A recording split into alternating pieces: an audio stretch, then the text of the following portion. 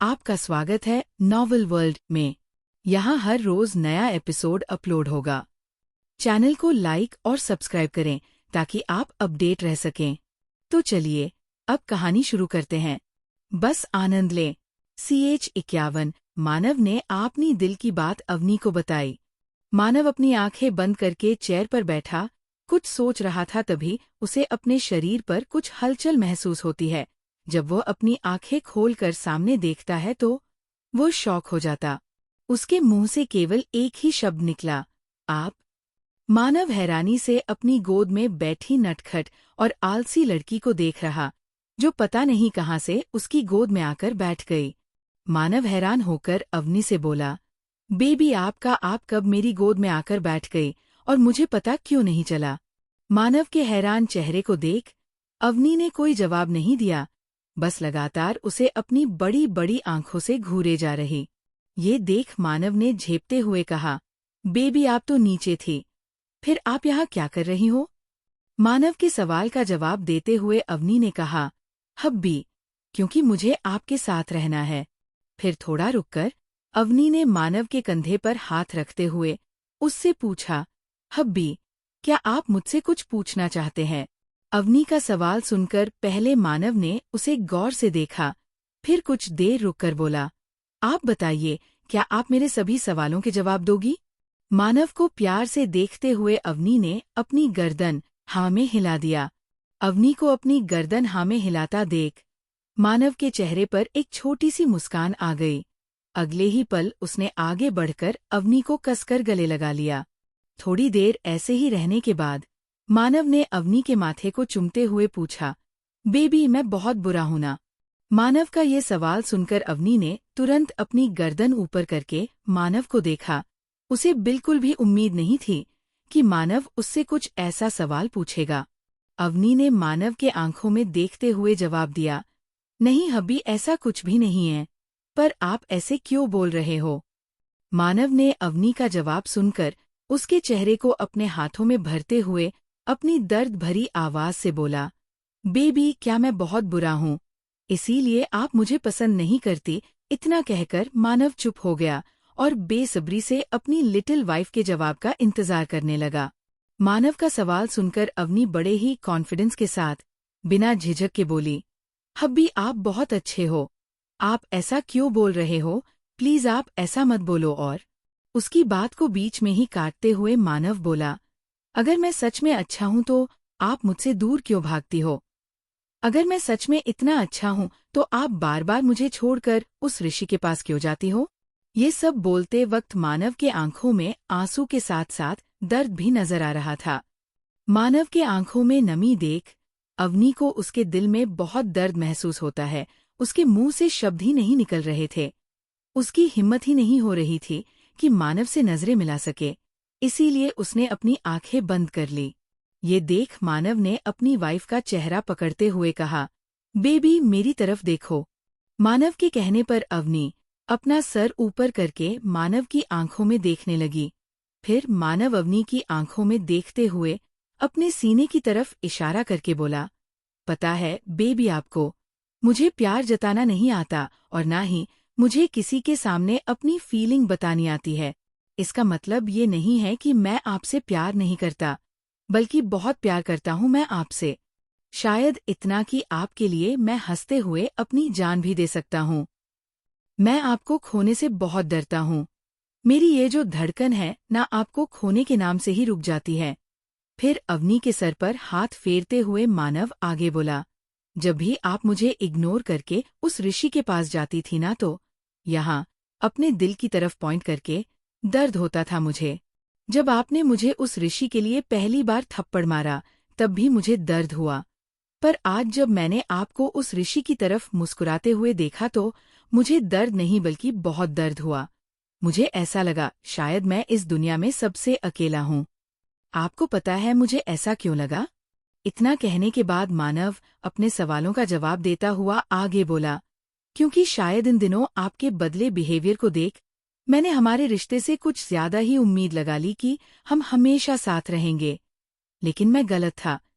इतना कहते ही मानव ने अवनी से अपनी नजरें फेर ली। मानव की बात सुनकर अवनी की आंखों में आंसू आ गए। उसे खुद पर ही गुस्सा आ रहा था कि उसने ऋषि की बातों में आकर मानव को कितना हर्ट किया, अपने पिछले जन्म में भी और इस जन्म में भी। लेकिन उसने ठान लिया है कि वो अब मानव को हर्ट नहीं करेगी, बल्कि वो अपने इस जन्म में मानव को बहुत प्यार करेगी। ये सब सोचकर अवनी ने सुबकते हुए मानव से कहा, हब्बी प्लीज आप खोजिए मत। और हाँ, मैं आपसे बहुत प्यार करती हूँ। पहले मैंने जो भी गलती की थी उसके लिए आप प्लीज मुझे माफ कर दीजिए। फिर अपने गालों की तरफ इशारा करके अवनी आगे बोली, आप मुझे थप्पड़ भी मार सकते हैं, जैसे मैंने आपको पहले मारा था। पक्का मैं बुरा नहीं मानूंगी और ना ही मैं डैडी को बताऊंगी। अवनी की बात सुनकर मानव स्पीचलेस हो गया। उसे अवनी की बचपन से लेकर अभी तक की सारी बातें याद आने लगी कि कैसे जब भी अवनी कोई बात सीक्रेट रखने को बोलती या कोई भी बात किसी को ना बताने का वादा करती थी तो वह पक्का उस बात को इनडायरेक्टली सभी को बता देती थी। ये बात याद आते ही मानव ने घूर के अवनी की तरफ देखा, फिर अपने मन में सोचा, बेबी, क्या मैं आपको पागल दिखता हूँ जो आपकी इन बातों में आ जाऊंगा? मानव को चुप देख अवनी ने उसे हिलाते हुए पूछा, हब्बी कुछ तो बोलो। मानव ने अवनी की तरफ देखा, फिर अपनी सीरियस टोन में बोला, ठीक है, मैं आपको माफ करने को तैयार हूँ, लेकिन मेरी एक शर्त है। मानव की बात सुनकर अवनी ने बिना सोचे समझे जवाब दिया, मुझे आपकी सारी शर्तें मंजूर है। अवनी की बात सुनते ही मानव के चेहरे पर डेविल स्माइल आ गई। उसने अपने मन में सोचा, बेबी, मैंने आपके सामने थोड़ा सा इमोशनल होने की एक्टिंग क्या कर दी? आप तो मेरी तरफ खींची चली आई। बिल्कुल ऐसे ही मैं आपको मजबूर कर दूंगा मुझसे बेइंतहा प्यार करने के लिए, और आपको मैं खुद की इतनी आदत लगा दूंगा कि आप कभी भी मुझसे दूर नहीं जा पाओगे। आखिर मानव की क्या शर्त होगी? अवनी, क्या मानव की शर्तों को पूरा कर पाएगी? ये मानव फिर से हो जाएगा उससे नाराज। जाने के लिए आगे बने रहे। CH52 अत्याचारी मानव ने दी सबको पनिशमेंट। अगले दिन सुबह 4 बजे मानव सिंह मैशन के बाहर बने बड़े से ग्राउंड में खड़ा आरव को कुछ इंस्ट्रक्शन दे रहा था। मानव और आरव ने इस वक्त जॉगिंग वाले कपड़े पहने हुए हैं। मानव ने आरव को आर्डर देते हुए कहा, 4 बज चुके हैं, अभी तक कोई भी यहाँ आया क्यों नहीं? आरव, जाओ और जाकर सभी को बुला कर लाओ। मानव का आर्डर मानते हुए आरव ने कहा, ओके बॉस, मैं सभी को बुला कर लाता हूँ। इतना कहने के बाद आरव बिना वक्त गवाए सभी को भुलाने चला गया, क्योंकि उसे पता था उसका बॉस टाइम का पक्का है। अगर वो 5 मिनट के अंदर सभी को लेकर नहीं आया तो उसकी खैर नहीं। वही घर के अंदर नीरज जी का रूम। नीरज जी मानव को कोसते हुए उठे और जल्दी से अपने रूम से निकलकर मानव के रूम की तरफ भाग गए। मानव के रूम में पहुंचते ही उन्होंने पहले चोरों की तरह अपने चारों तरफ देखा कि कोई है तो नहीं। फिर जल्दी से भागकर बेड के नीचे घुस गए। बेड के नीचे घुसते ही उन्होंने अपने दिल पर हाथ रखते हुए कहा, बच गया इस राक्षस डेविल से। पता नहीं इतनी सुबह सुबह उठाकर कौन जॉगिंग और एक्सरसाइज कराता है। फिर बेड के नीचे आराम से लड़ते हुए आगे बोले, अब आराम से यहाँ पर सोऊंगा और कोई भी मुझे ढूंढ नहीं पाएगा। वह माँ। नीरज जी इतना कहते कहते रुक गए। उन्हें ऐसा लगा जैसे किसी ने उनके ऊपर हाथ रखा। उन्हें लगा कहीं मानव ने उन्हें ढूंढ तो नहीं लिया, इसलिए डरते डरते वह पीछे मुड़े, लेकिन अपने सामने वाले इंसान को देख वो एकदम से चौंक गए। उन्होंने चौंकते हुए कहा, तुम दोनों यहाँ क्या कर रहे हो नालायक? अपने पिता के मुंह से नालायक शब्द सुनकर राज और अभी उन्हें घूरने लगे। राज ने उन्हें घूरते हुए कहा, ये सवाल तो हम भी आपसे पूछ सकते हैं कि आप यहाँ क्या कर रहे हैं? राज के सवाल का जवाब देते हुए नीरज जी ने कहा, उस राक्षस अत्याचारी मानव ने जिंदगी झंड कर दी है। रोज सुबह 4 बजे कौन उठाता है? मैं उससे बचने के लिए ही उसके रूम में आया हूँ, क्योंकि मुझे पता है सभी लोग पूरे घर में मुझे ढूंढ लेंगे, लेकिन मानव के रूप में आने की हिम्मत किसी में भी नहीं है। अपने पिता की बात सुनकर अभी ने खुश होकर कहा, डैडी, अब हम तीनों यहाँ आराम से सोएंगे और फिर हम एक्सरसाइज के साथ साथ उस डेविल के अत्याचार से भी बच जाएंगे। नीरज जी, राज और अभी बहुत खुश थे कि अब उन्हें कोई परेशान नहीं करेगा, लेकिन ये इन तीनों की सबसे बड़ी गलतफहमी थी। वहीं दूसरी तरफ आरव ने मानव का रूम छोड़कर पूरा घर छान मारा, लेकिन उसे नीता जी और अर्जुन के अलावा कोई नहीं मिला। आरव डरते हुए मानव के पास पहुंचकर उससे बोला, बॉस वो? आरव को अर्जुन और नेताजी के साथ आता देख मानव अपनी आंख छोटी करके आरव से बोला, बाकी सब कहाँ है? मानव का सवाल सुनकर आरव ने डरते हुए जवाब दिया, बॉस वह? आरव को ना बोलता देख मानव इरिटेट होकर गुस्से से बोला, क्या वह?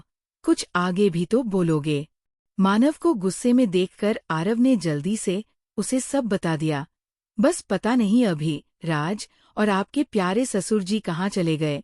मैंने उन 3 तिगड़ी को पूरे घर में छान मारा, लेकिन वह मुझे कहीं नहीं मिले। पता नहीं वह तीनों एकदम से मिस्टर इंडिया कैसे बन गए। इतना कहकर आरव चुप हो गया। वहीं जहां आरव की बात सुनकर एक तरफ मानव का गुस्सा बढ़ गया, वहीं दूसरी तरफ वहां मौजूद सभी लोगों ने एक गहरी सांस ली। उन सभी के लिए ये सब नॉर्मल था, क्योंकि ऐसा सीन उन्हें रोज देखने को मिलता था। राज, अभी और नीरज जी सुबह सुबह एक्सरसाइज से बचने के लिए रोज कुछ ना कुछ कांड करते थे, या फिर घर में ही कहीं छुप जाते थे, लेकिन उनका मानव भी कहाँ कम था। मानव अपने दर्जनों बॉडीगार्ड को उन तीनों को ढूंढने के लिए भेज देता। आरव की बात सुनकर वीर ने मन में कहा, जब इन तीनों को पता है कि वह इस राक्षस से नहीं बच पाएंगे तो क्यों छुपते हैं? इनके छुपने से रोज हमारा काम बढ़ जाता है।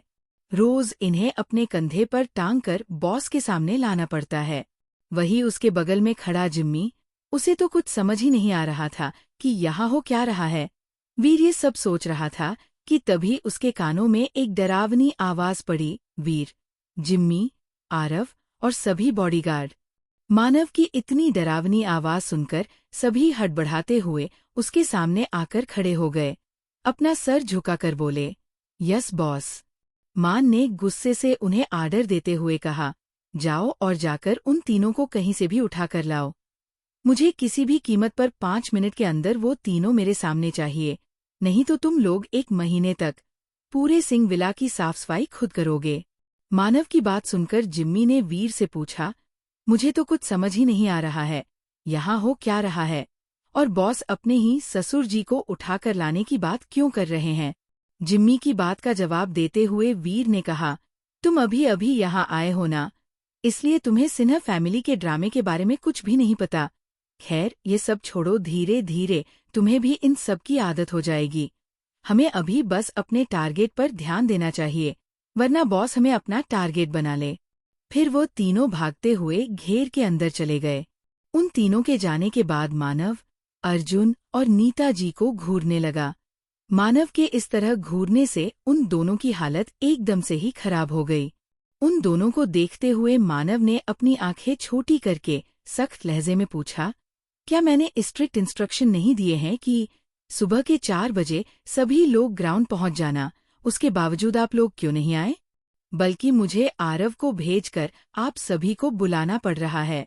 मानव को गुस्से में देख उन दोनों के मुंह से आवाज नहीं निकल रही। नीता जी ने हकलाते हुए मानव को देखकर कहा, माँ, माँ। मानव, वो उसके आगे कुछ बोल पाती मानव ने उन्हें अपना हाथ दिखाकर कुछ भी बोलने से रोक दिया। मानव ने उन दोनों को घूरते हुए अपने कमर पर हाथ रखकर अपनी डरावनी आवाज में बोला, आप सबने गलती की है तो पनिशमेंट भी जरूर मिलेगी। फिर ऑर्डर देने के लहजे में बोला, जॉगिंग और एक्सरसाइज के बाद आप दोनों पूरे गार्डन को साफ करेंगे। यही आप दोनों की पनिशमेंट है। अगर आप दोनों ने किसी से भी मदद लेने की कोशिश की तो मैं आप दोनों को लकी के साथ एक ही कमरे में बंद कर दूंगा।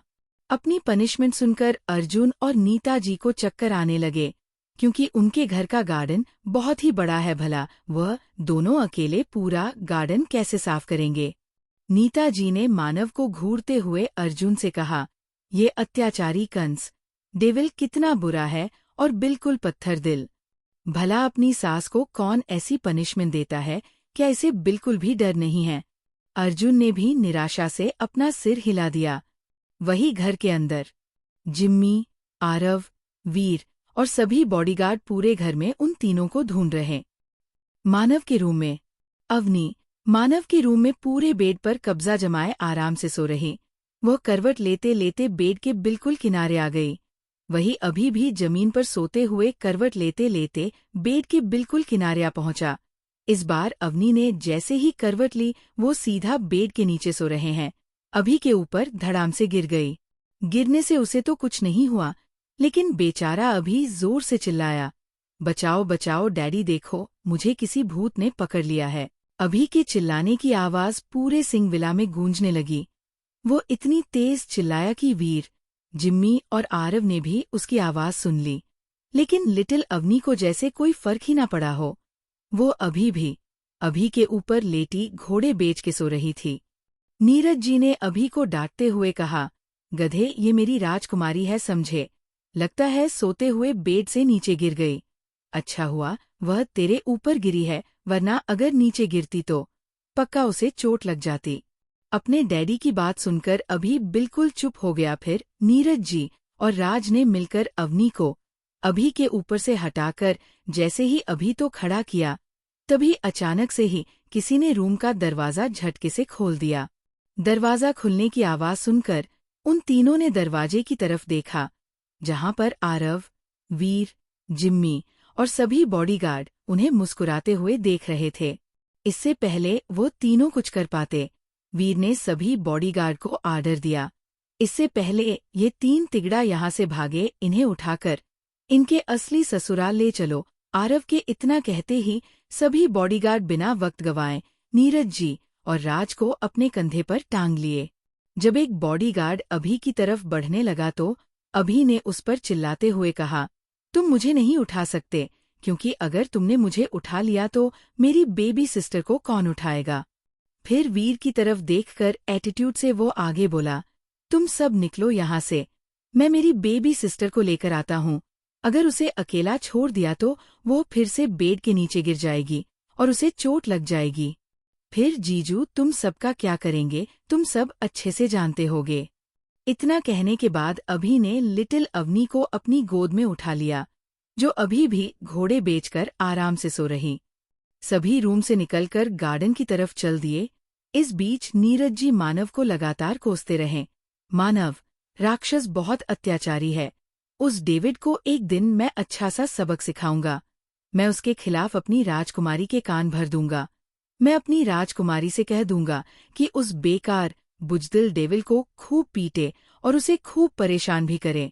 वह पत्थर दिल डेविल, उसे तो पिंजरे में बंद करके कैद कर देना चाहिए, वरना ऐसे ही आतंक मचाकर लोगों पर अत्याचार करता रहेगा। हे भगवान, कोई तो बचाओ। जब तक वो सभी मानव के पास नहीं पहुंच गए, बेचारे बॉडीगार्ड के तो कान ही पक गए थे।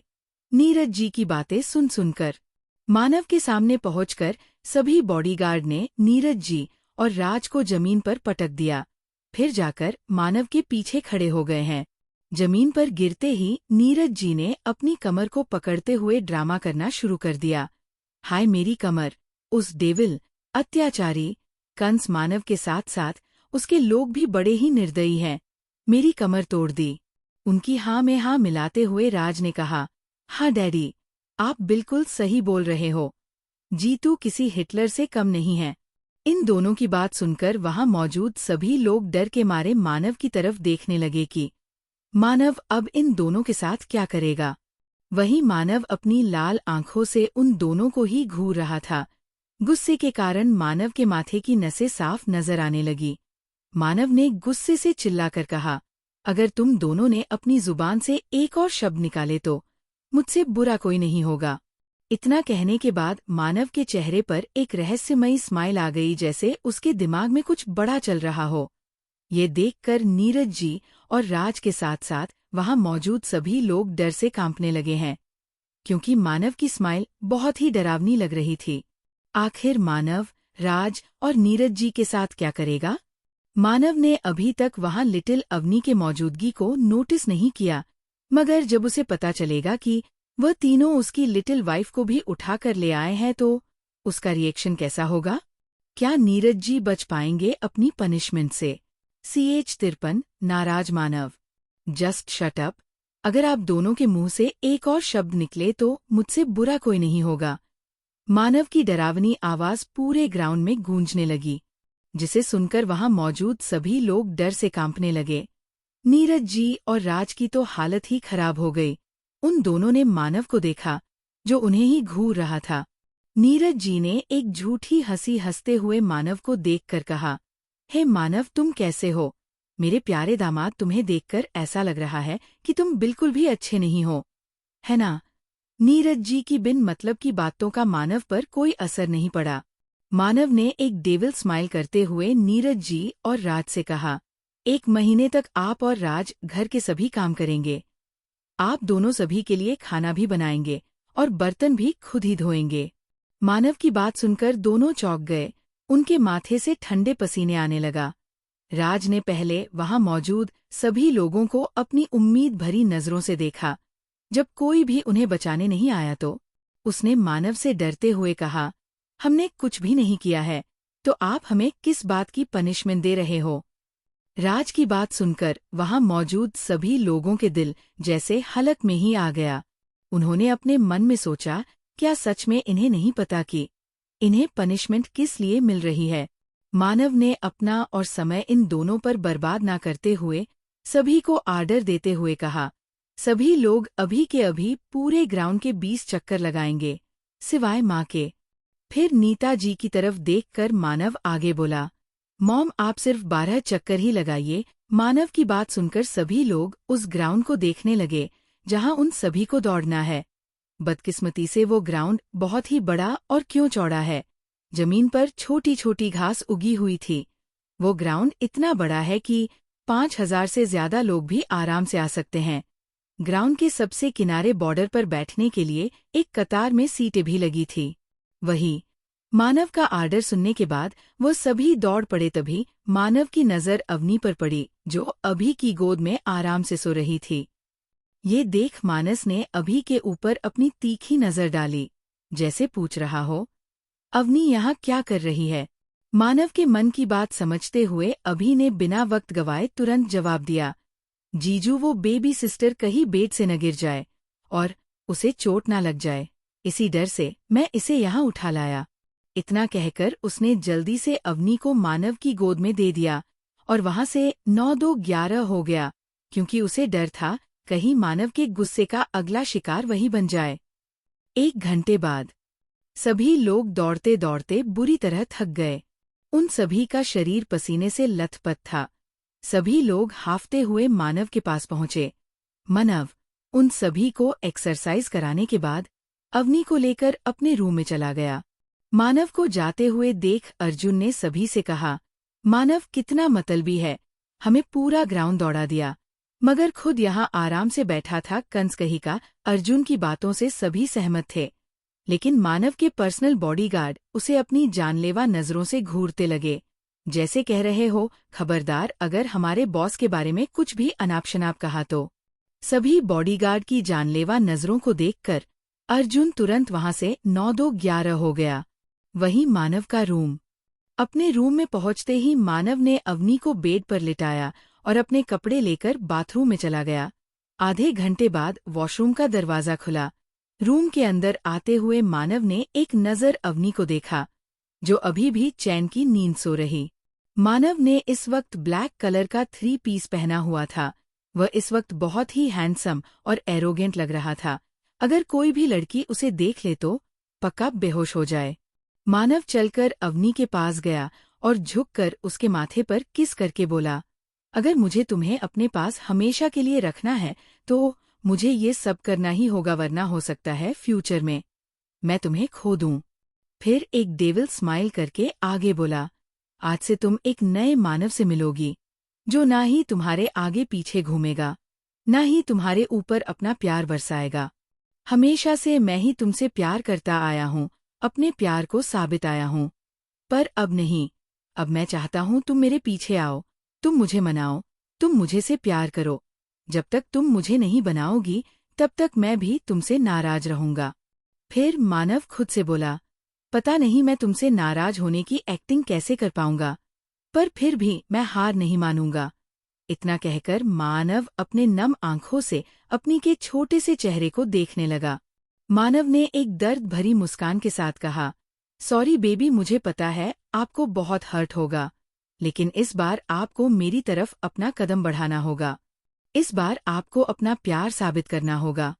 मैं चाहता हूँ आप उस ऋषि को भूलकर हर वक्त मेरे पास रहो। मेरे बारे में सोचो और मुझे अच्छे से पता है ये सब कैसे होगा।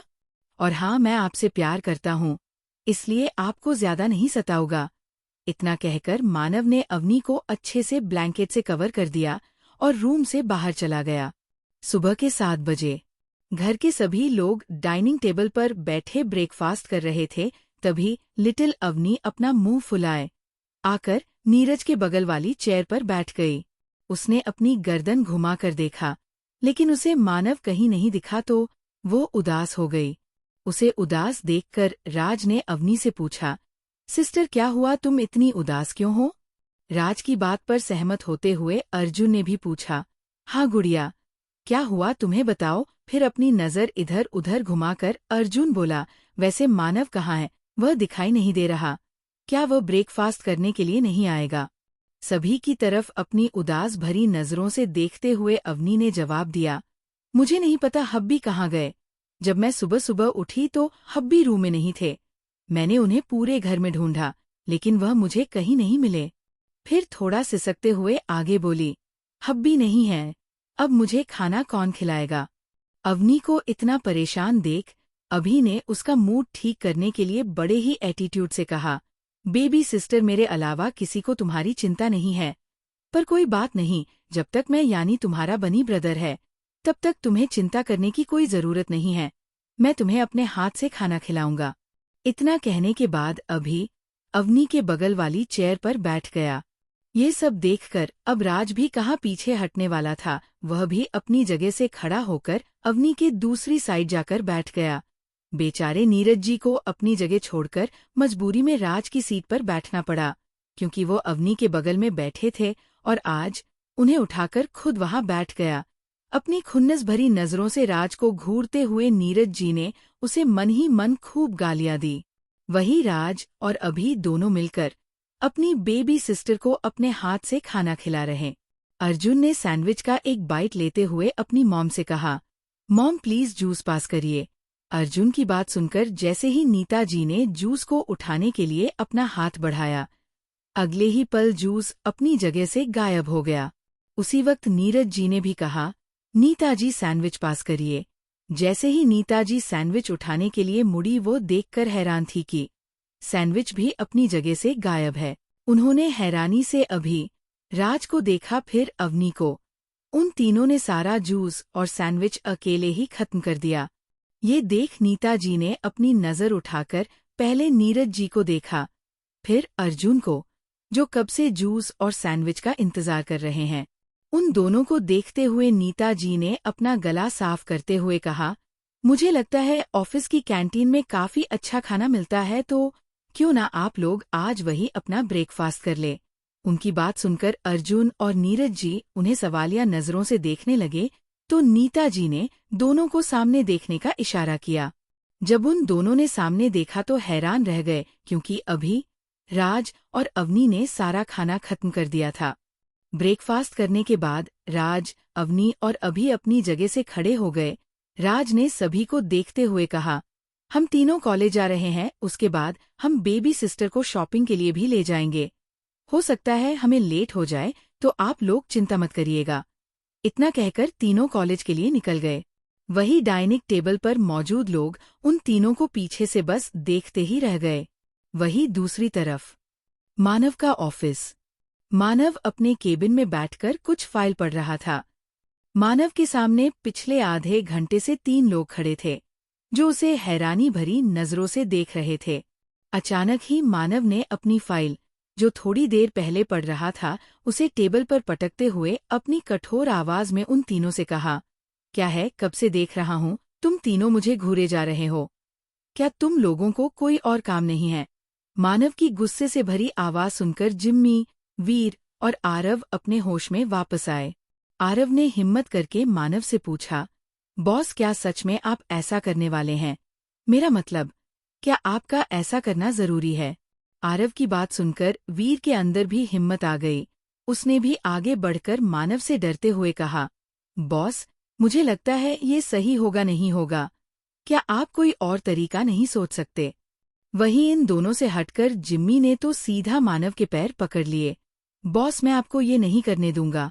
आप उस प्यारी सी गुड़िया और नाबालिग बच्ची के साथ ऐसा नहीं कर सकते, वरना मैं आपको कभी भी माफ नहीं करूंगा। अपने सामने खड़े तीनों लोगों की नौटंकी देख मानव ने गुस्से से चिल्लाया, अभी के अभी निकलो तुम तीनों मेरे केबिन से। आखिर क्या करने वाला है मानव अपनी के साथ? जिम्मी, वीर और आरव मानव को क्या करने से रोकने की कोशिश कर रहे थे। क्या अवनी नाराज मानव को मना पाएगी जाने के लिए बने रहें। सीए चिवन लिटिल अवनी ने किया, प्रोफेसर पर किया हमला और बेचारा अर्जुन। मानव का ऑफिस। आरव, वीर और जिम्मी के जाने के बाद मानव ने अपनी आंखें बंद करके एक गहरी सांस ली। फिर खुद से ही बोला, मुझे इंतजार नहीं हो रहा। मुझे बेबी के पास जाना है ताकि मैं पता कर सकूं कि वह मुझे कैसे मनाएगी। फिर निराश होके खुद से ही बोला, मैं क्या करूं, मुझे कुछ समझ नहीं आ रहा। कैसे मैं उससे नाराज होने की एक्टिंग करूं? नहीं नहीं मानव, तुम्हें करना ही होगा। मानव अपने ही उधेड़-बुन में फंसा था। वही दूसरी तरफ कॉलेज पहुंचने के बाद राज, अभी और लिटिल अवनी अपनी क्लास की ओर जा रहे थे। रास्ते में मौजूद सभी लोग उन तीनों को ही घूर घूर के देख रहे थे। अब आप लोग सोच रहे होंगे कि तीनों बहुत सुंदर है, इसलिए सब उन्हें देख रहे हैं, तो ऐसा बिल्कुल नहीं है। सब उन्हें इसलिए घूर घूर कर देख रहे थे क्योंकि राज ने लिटिल अवनी को अपने पीठ पर उठाया हुआ था और अभी ने अपना, राज और लिटिल अवनी का बैग पकड़ा हुआ था। जब वो तीनों कॉरिडोर से गुजर रहे थे तो वहां खड़ी एक लड़की ने अपने बॉयफ्रेंड से अवनी की तरफ इशारा करके कहा, देखो जरा, आजकल की लड़कियों को बिल्कुल भी शर्म नहीं आती, जो एक साथ दो दो लड़कों के साथ घूम रही हैं। अगर इसकी जगह में होती तो चुल्लू भर पानी में डूब मरती। अपनी गर्लफ्रेंड की बात सुनकर उस लड़के ने कहा, जान, बेशर्म लोगों पर ध्यान मत दो, ऐसे लोग कैरेक्टर लेस होते हैं। इतना कहने के बाद वो लड़का और उसकी गर्लफ्रेंड दोनों ही हंसने लगे। लेकिन उन दोनों को ये नहीं पता कि उनकी ये बात राज और अभी के कानों तक पहुंच चुकी है। उन दोनों लड़का और लड़की की बात सुनकर अभी और राज का चेहरा कठोर हो गया। इस वक्त उन दोनों के चेहरे पर कोई एक्सप्रेशन नहीं था। अभी ने चलते चलते ही एक बार अपनी बेबी सिस्टर पर नजर डाली, जो राज के कंधे पर अपना सर रखकर आराम से सो रही।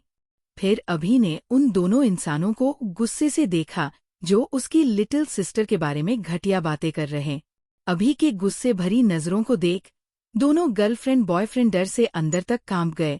राज ने अपने सामने देखा तो वो लोग क्लासरूम से सिर्फ कुछ ही दूरी पर थे। राज ने बिना किसी भाव के अभी से कहा, क्लास आ चुका है, बेहतर होगा इस मेस को हम सभी क्लासेज हो जाने के बाद सुलझाएं। राज की बात सुनकर आभी ने कुछ नहीं कहा, बस अपनी मुट्ठी कसकर बंद कर ली। वही दूसरी तरफ अर्जुन अपने एक विदेशी क्लाइंट के साथ मीटिंग के लिए 5 स्टार होटल आया था। उसकी मीटिंग लगभग 2 घंटे तक चली। मीटिंग खत्म होने के बाद अर्जुन जैसे ही होटल के एंट्रेंस के पास पहुंचा, अचानक ही वह किसी इंसान से टकरा गया। I am sorry mister. टकराने के बाद अर्जुन ने अपने सामने वाले इंसान से माफी मांगते हुए कहा, मगर जैसे ही उसने उस इंसान का चेहरा देखा जिससे वो अभी अभी टकराया था, अर्जुन के चेहरे के भाव बिल्कुल ही बदल जाते हैं। लेकिन इसके उलट सामने वाले इंसान के चेहरे पर खुशी की चमक आ जाती है। उसने खुशी से अर्जुन की बाह पकड़ते हुए कहा, या हूँ, आखिरकार मैंने तुम्हें ढूंढ ही लिया।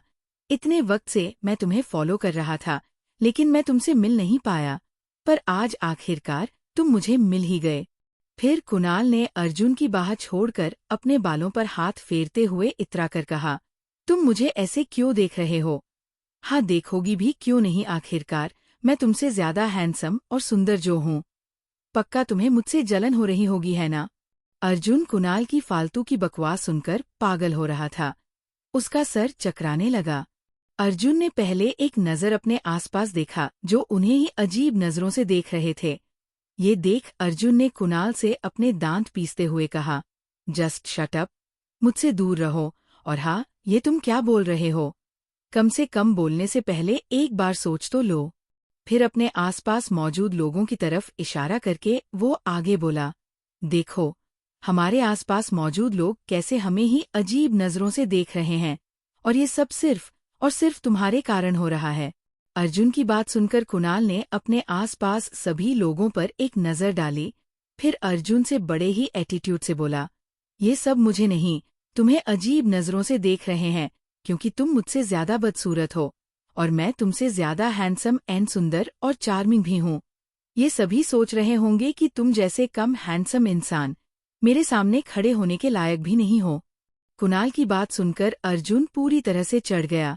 उसने गुस्से से कुणाल से कहा, कुणाल, मेरे पास फालतू का समय नहीं है कि मैं तुम पर वेस्ट कर सकूं, समझे? अब हटो मेरे सामने से और मुझे जाने दो। अर्जुन के गुस्से से कुणाल को कोई फर्क नहीं पड़ा, लेकिन जैसे ही उसने सुना अर्जुन वहां से जाने के बात कर रहा है, तो उसके चेहरे की सारी चमक एक पल में ही गायब हो गई। उसने भी गुस्से से कहा, अर्जुन, तुम मेरे साथ ऐसा नहीं कर सकते। तुम ऐसे बीच राह में मुझे छोड़ नहीं सकते। क्या तुम्हें पता भी है पिछले कितने वक्त से मैंने सुंदर और हैंडसम दिखने के लिए कितनी मेहनत की है, ताकि मैं तुम्हें अपनी खूबसूरती दिखाकर जला सकूं? लेकिन तुमने तो मेरी खूबसूरती पर ध्यान ही नहीं दिया। उसके बजाय तुम आए दिन नए नए लोगों के साथ मीटिंग कर रहे हो। क्या तुम्हें पता भी है तुमसे मिलने के लिए मैं कहाँ कहाँ नहीं भटका? अब तुम्हारे लिए यही बेहतर होगा कि चुपचाप मेरी तारीफ करो, नहीं तो मैं यहाँ से हिलने वाला नहीं हूँ, और ना ही तुम्हें यहाँ से कहीं जाने दूंगा। कुणाल की बात सुनने के बाद अर्जुन को इतनी शर्मिंदगी महसूस हो रही थी कि वो बता नहीं सकता। उसका मन कर रहा था कि वो यहीं पर एक गड्ढा खोदकर अपना मुंह छुपा ले, क्योंकि वहां मौजूद सभी लोग उन्हें ऐसे देख रहे थे जैसे वो एक कपल हो जिनका झगड़ा हो गया है। और कुणाल की ऐसी बातें सुनकर अब तक तो उन्हें यकीन भी हो गया होगा। अर्जुन ने अपने गुस्से को शांत करते हुए कुणाल से बड़ी शांति से कहा, क्या तुम्हें पता भी है तुम्हारे द्वारा कहे गए शब्द का यहाँ मौजूद सभी लोग गलत मतलब निकाल रहे हैं? उन्हें ऐसा लग रहा है कि हम दोनों का अफेयर चल रहा है, बेवकूफ कहीं के। इसलिए अब अपना मुंह बंद रखना। अर्जुन को इस वक्त ऐसा महसूस हो रहा है कि वो यही चक्कर खाकर गिर जाएगा। उसने अपने माथे में आए पसीनों को पूछा और खुद के गुस्से को शांत करने की कोशिश करने लगा। वही अर्जुन की बात सुनकर कुणाल ने चौंक कर कहा, हमारा अफेयर चल रहा है? कुणाल की आवाज इतनी तेज थी कि वहां आसपास मौजूद सभी लोगों ने उसकी बात सुन ली और उन्हें ही घूर घूर कर देखने लगे। वही अर्जुन की हालत तो और भी ज्यादा खराब हो गई थी। आज से पहले उसे इतनी शर्मिंदगी कभी नहीं हुई। विनय, जो कब से ही इस ड्रामे को देख रहा था, कुणाल की बात सुनकर बेचारे को लोट लोट के हंसने का मन कर रहा है, पर फिर भी वह चुपचाप एक साइड खड़ा होकर सारा तमाशा देखने देख रहा था। एंट्रेंस पर मौजूद सभी लोग अर्जुन और कुणाल के रिश्ते को गलत समझकर काना फूसी करने लगे। एक औरत ने अपने पास मौजूद दूसरी औरत से कहा, मुझे नहीं लगा था कि इतना हैंडसम लड़कों में इंटरेस्ट होगा यार, मुझे तो कुछ समझ नहीं आ रहा हूँ क्या रहा। दूसरी औरत ने कहा, सही कहा तुमने, किसे पता था कि इन दोनों लड़कों का आपस में ही अफेयर चल रहा है? मुझे तो सोचकर ही शर्म आ रही है। इसी तरह वहां मौजूद लोग न जाने और उन दोनों के बारे में क्या क्या बातें कर रहे थे। उन सभी की बातें अर्जुन के कानों तक साफ साफ पहुंच रही थी। अर्जुन ने गुस्से से अपने सामने खड़े उस पागल लड़के को देखा, फिर विनय की तरफ मुड़कर बोला, अपने इस पागल बॉस को मेंटल हॉस्पिटल लेकर जाओ। इसकी असली जगह वहीं पर है, वरना मैं इसकी जान अभी और इसी वक्त ले लूंगा। वही विनय जो कब से अपनी हंसी को कंट्रोल करने की कोशिश कर रहा था। कुणाल की हरकतों को देख वो खुद को और कंट्रोल नहीं कर पाया और अपना पेट पकड़कर जोर जोर से हंसने लगा। ये देख अर्जुन का रहा सहा सब्र भी जवाब दे गया। उसने सोचा कि अब उसे ही सब सही करना होगा, वरना बहुत बड़ी गड़बड़ हो जाएगी। भले ही उन दोनों ने अपने चेहरे पर मास्क लगाया हुआ है, लेकिन फिर भी अगर किसी ने उन्हें पहचान लिया तो। इसी डर से अर्जुन नीचे झुका और कुणाल को अपने कंधे पर उठाकर बाहर की ओर भाग गया। अर्जुन की इस हरकत से सभी चौंक गए। विनय ने किसी तरह अपनी हंसी को कंट्रोल किया और खुद को संभाला, फिर वह भी अर्जुन के पीछे पीछे भागने लगा। कॉलेज में क्लासरूम के अंदर लिटिल अवनी, राज और अभी एक ही सीट पर बैठे थे, क्योंकि क्लास की सीटें इतनी बड़ी थी कि 4 लोग भी आराम से बैठ सकते हैं। जहां लिटिल अवनी अपने बड़ी बड़ी आंखों से ब्लैक बोर्ड की तरफ देख रही थी, क्योंकि प्रोफेसर द्वारा पढ़ाया गया कुछ भी उसे समझ नहीं आ रहा था। वही राज और अभी के चेहरे पर खुशी की चमक थी। उन्होंने अपनी नजरें तिरछी करके उन गर्लफ्रेंड और बॉयफ्रेंड को देखा जो कुछ देर पहले उनकी लिटिल बेबी सिस्टर के बारे में गलत बातें कर रहे थे। उन दोनों ही लड़का और लड़की के चेहरे सूजे हुए और लाल पड़े हैं। ऐसा लग रहा था जैसे किसी ने उन्हें खूब पीटा हो। उन दोनों का मुंह लटका हुआ था। इन दोनों के हालत का जिम्मेदार कोई और नहीं बल्कि अभी और आज खुद थे, जिन्होंने मिलकर उन्हें अच्छा सबक सिखाया था। पढ़ाते वक्त अचानक ही प्रोफेसर की नज़र अभी और राज पर पड़ी, जिनका ध्यान पढ़ाई न हो करके कहीं और ही था। प्रोफेसर ने गुस्से से चौक उठाकर उन दोनों की तरफ से फेंक दिया और चिल्लाते हुए बोले, "यू डोंकी, तुम दोनों का ध्यान कहाँ? तुम जैसे अमीर बाप की औलाद केवल पैसा खर्च करने आते हैं कॉलेज। अभी के अभी निकलो मेरी क्लास से।" प्रोफेसर की आवाज़ सुनकर आज और अभी हड़बड़ा गए। उन्होंने माफ़ी मांगते हुए कहा, "आई एम सॉरी सर, अब ऐसा नहीं होगा।" प्रोफेसर ने गुस्से से कहा, "नालायक कहीं के अभी निकलो यहाँ से।" अभी और आज अपना मुंह लटकाए सीट से खड़े हो गए, लेकिन जैसे ही वो जाने का हुए लिटिल अवनी ने दोनों का हाथ पकड़ लिया। किसी ने भी ध्यान नहीं दिया था कि प्रोफेसर जब अभी और आज को डांट रहे थे तो लिटिल अवनी का चेहरा गुस्से से लाल हो गया था। वह इस वक्त बिल्कुल मानव का छोटा वर्जन यानी लिटिल डेविल लग रही थी। अगले ही पल लिटिल अवनी ने कुछ ऐसा किया कि प्रोफेसर की चीज पूरे क्लासरूम में गूंजने लगी। और लिटिल अवनी के चेहरे पर डेविल स्माइल थी। क्लासरूम में मौजूद सभी बच्चे सदमे में चले गए।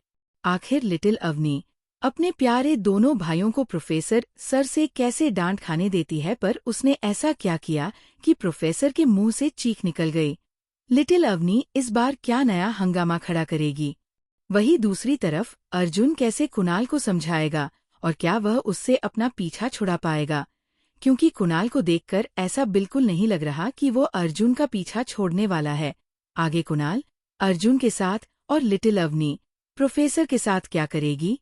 क्या लिटिल अवनी, राज और अभी की शिकायत कॉलेज के प्रिंसिपल मानव से करेंगे? जाने के लिए बने रहे CH55 बोल्ड लिटिल अवनी और मानव का गुस्सा। कॉलेज में जैसे ही राज और अभी अपनी सीट से उठकर बाहर को हुए तो लिटिल अवनी ने उनका हाथ पकड़कर दोनों को रोक लिया और गुस्से से प्रोफेसर को घूरने लगी। लिटिल अवनी ने प्रोफेसर को गुस्से से घूरते हुए कहा, "लिटिल अवनी के दोनों ब्रदर कहीं नहीं जाएंगे। अगर क्लास से किसी को जाना चाहिए तो वो आप है मोटू सर।" अवनी द्वारा कहे गए शब्द को सुनकर प्रोफेसर भड़क गए। "क्या तुम्हारे अंदर मैनर्स नहीं है? अब इनके साथ तुम भी निकलो मेरी क्लास।" इसके आगे प्रोफेसर कुछ बोल पाते। लिटिल अवनी ने अपनी नोटबुक उठाकर उनके ऊपर फेंक दिया। लिटिल अवनी की नोटबुक सीधा प्रोफेसर के सर पर लगी। नोटबुक लगते ही उनके मुंह से एक दर्द भरी चीख निकल गई। लिटिल अवनी के इस बोल्ड अवतार को देख पूरी क्लास सदमे में चली गई। उन्होंने कभी नहीं सोचा था कि ये प्यारी और भोली दिखने वाली लड़की इतनी खतरनाक भी हो सकती है। प्रोफेसर ने अपने माथे पर हाथ रखकर चिल्लाते हुए लिटिल अवनी से कहा, "तुम पागल लड़की, तुम्हें तो मैं कॉलेज से निकलवा दूंगा। तुम्हारे जैसे बच्चे सिर्फ यहाँ का माहौल गंदा करत।" प्रोफेसर इतना बोले थे कि इस बार लिटिल अवनी ने अपनी वोटर बोतल उठाकर उनके ऊपर फेंक दिया, जो सीधा जाकर प्रोफेसर के नाक पर लगी। इस बार प्रोफेसर सर को बहुत तेज दर्द हुआ। उनकी आंखें दर्द और गुस्से के कारण लाल हो गई। लिटिल अवनी को प्रोफेसर के दर्द से कोई मतलब नहीं था।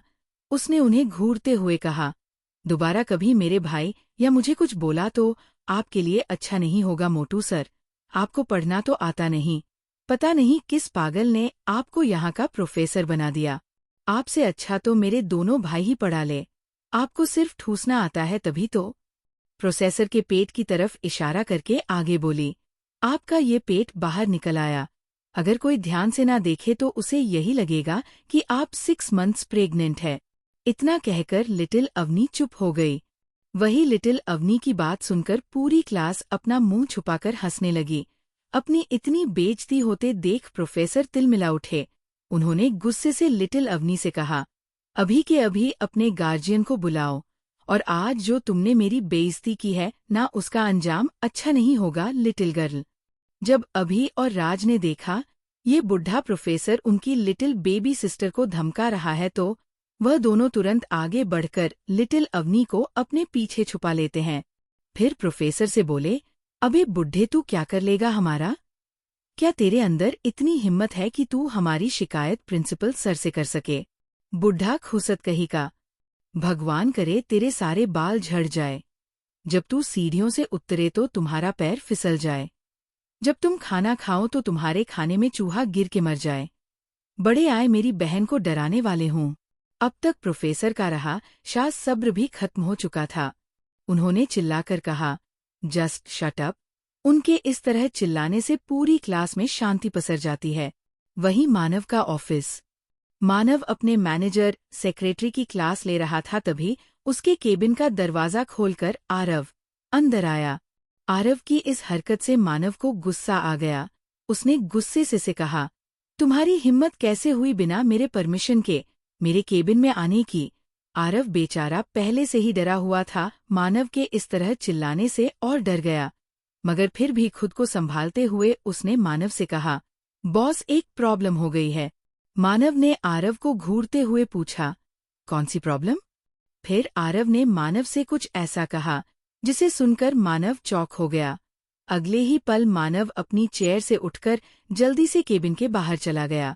आरव ने केबिन में मौजूद दोनों लोगों को देखकर कहा, आप दोनों जाकर अपना काम करिए, क्योंकि बॉस को आने में काफी वक्त लगेगा। इतना कहकर आरव भी जल्दी से केबिन के बाहर चला गया। ऑफिस के पार्किंग एरिया में पहुंचकर मानव अपनी कार का डोर ओपन कर ड्राइविंग सीट पर बैठ गया। आरव भी भागते हुए आकर सीधा मानव के कार के पैसेंजर सीट पर बैठ गया। मानव ने जल्दी से कार स्टार्ट किया और कार को सड़क पर फुल स्पीड में दौड़ा दिया। मानव की कार हवा से बातें कर रही थी। वही ड्राइविंग सीट पर बैठे मानव के चेहरे पर चिंता और गुस्सा साफ नजर आ रहा। आरव की तो हिम्मत ही नहीं हुई कि वो कुछ बोल सकें। वही दूसरी तरफ सोना अपने घर के बाहर आदि के साथ खड़ी किसी का इंतजार कर रही थी।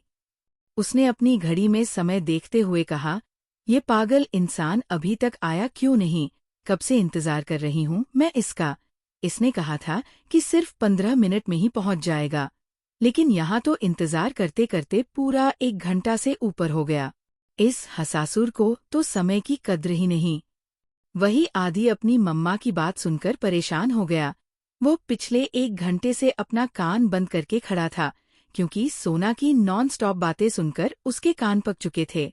आदि ने परेशान होकर कहा, मम्मा चलो हम घर के अंदर चलते हैं, मैं यहाँ खड़े खड़े थक चुका हूँ। सोना ने आदि की इस बात पर उसे गुस्से से कहा, नहीं हम नहीं जा सकते। अगर अर्जुन यहाँ आ गए तो और हम उन्हें नहीं मिले तो वो परेशान हो जाएंगे। अपनी मम्मा की बात सुनकर आदि ने चिढ़कर कहा, ठीक है फिर हम यहीं खड़े रहते हैं, और वैसे मम्मा हम अर्जुन अंकल का इंतजार क्यों कर रहे हैं?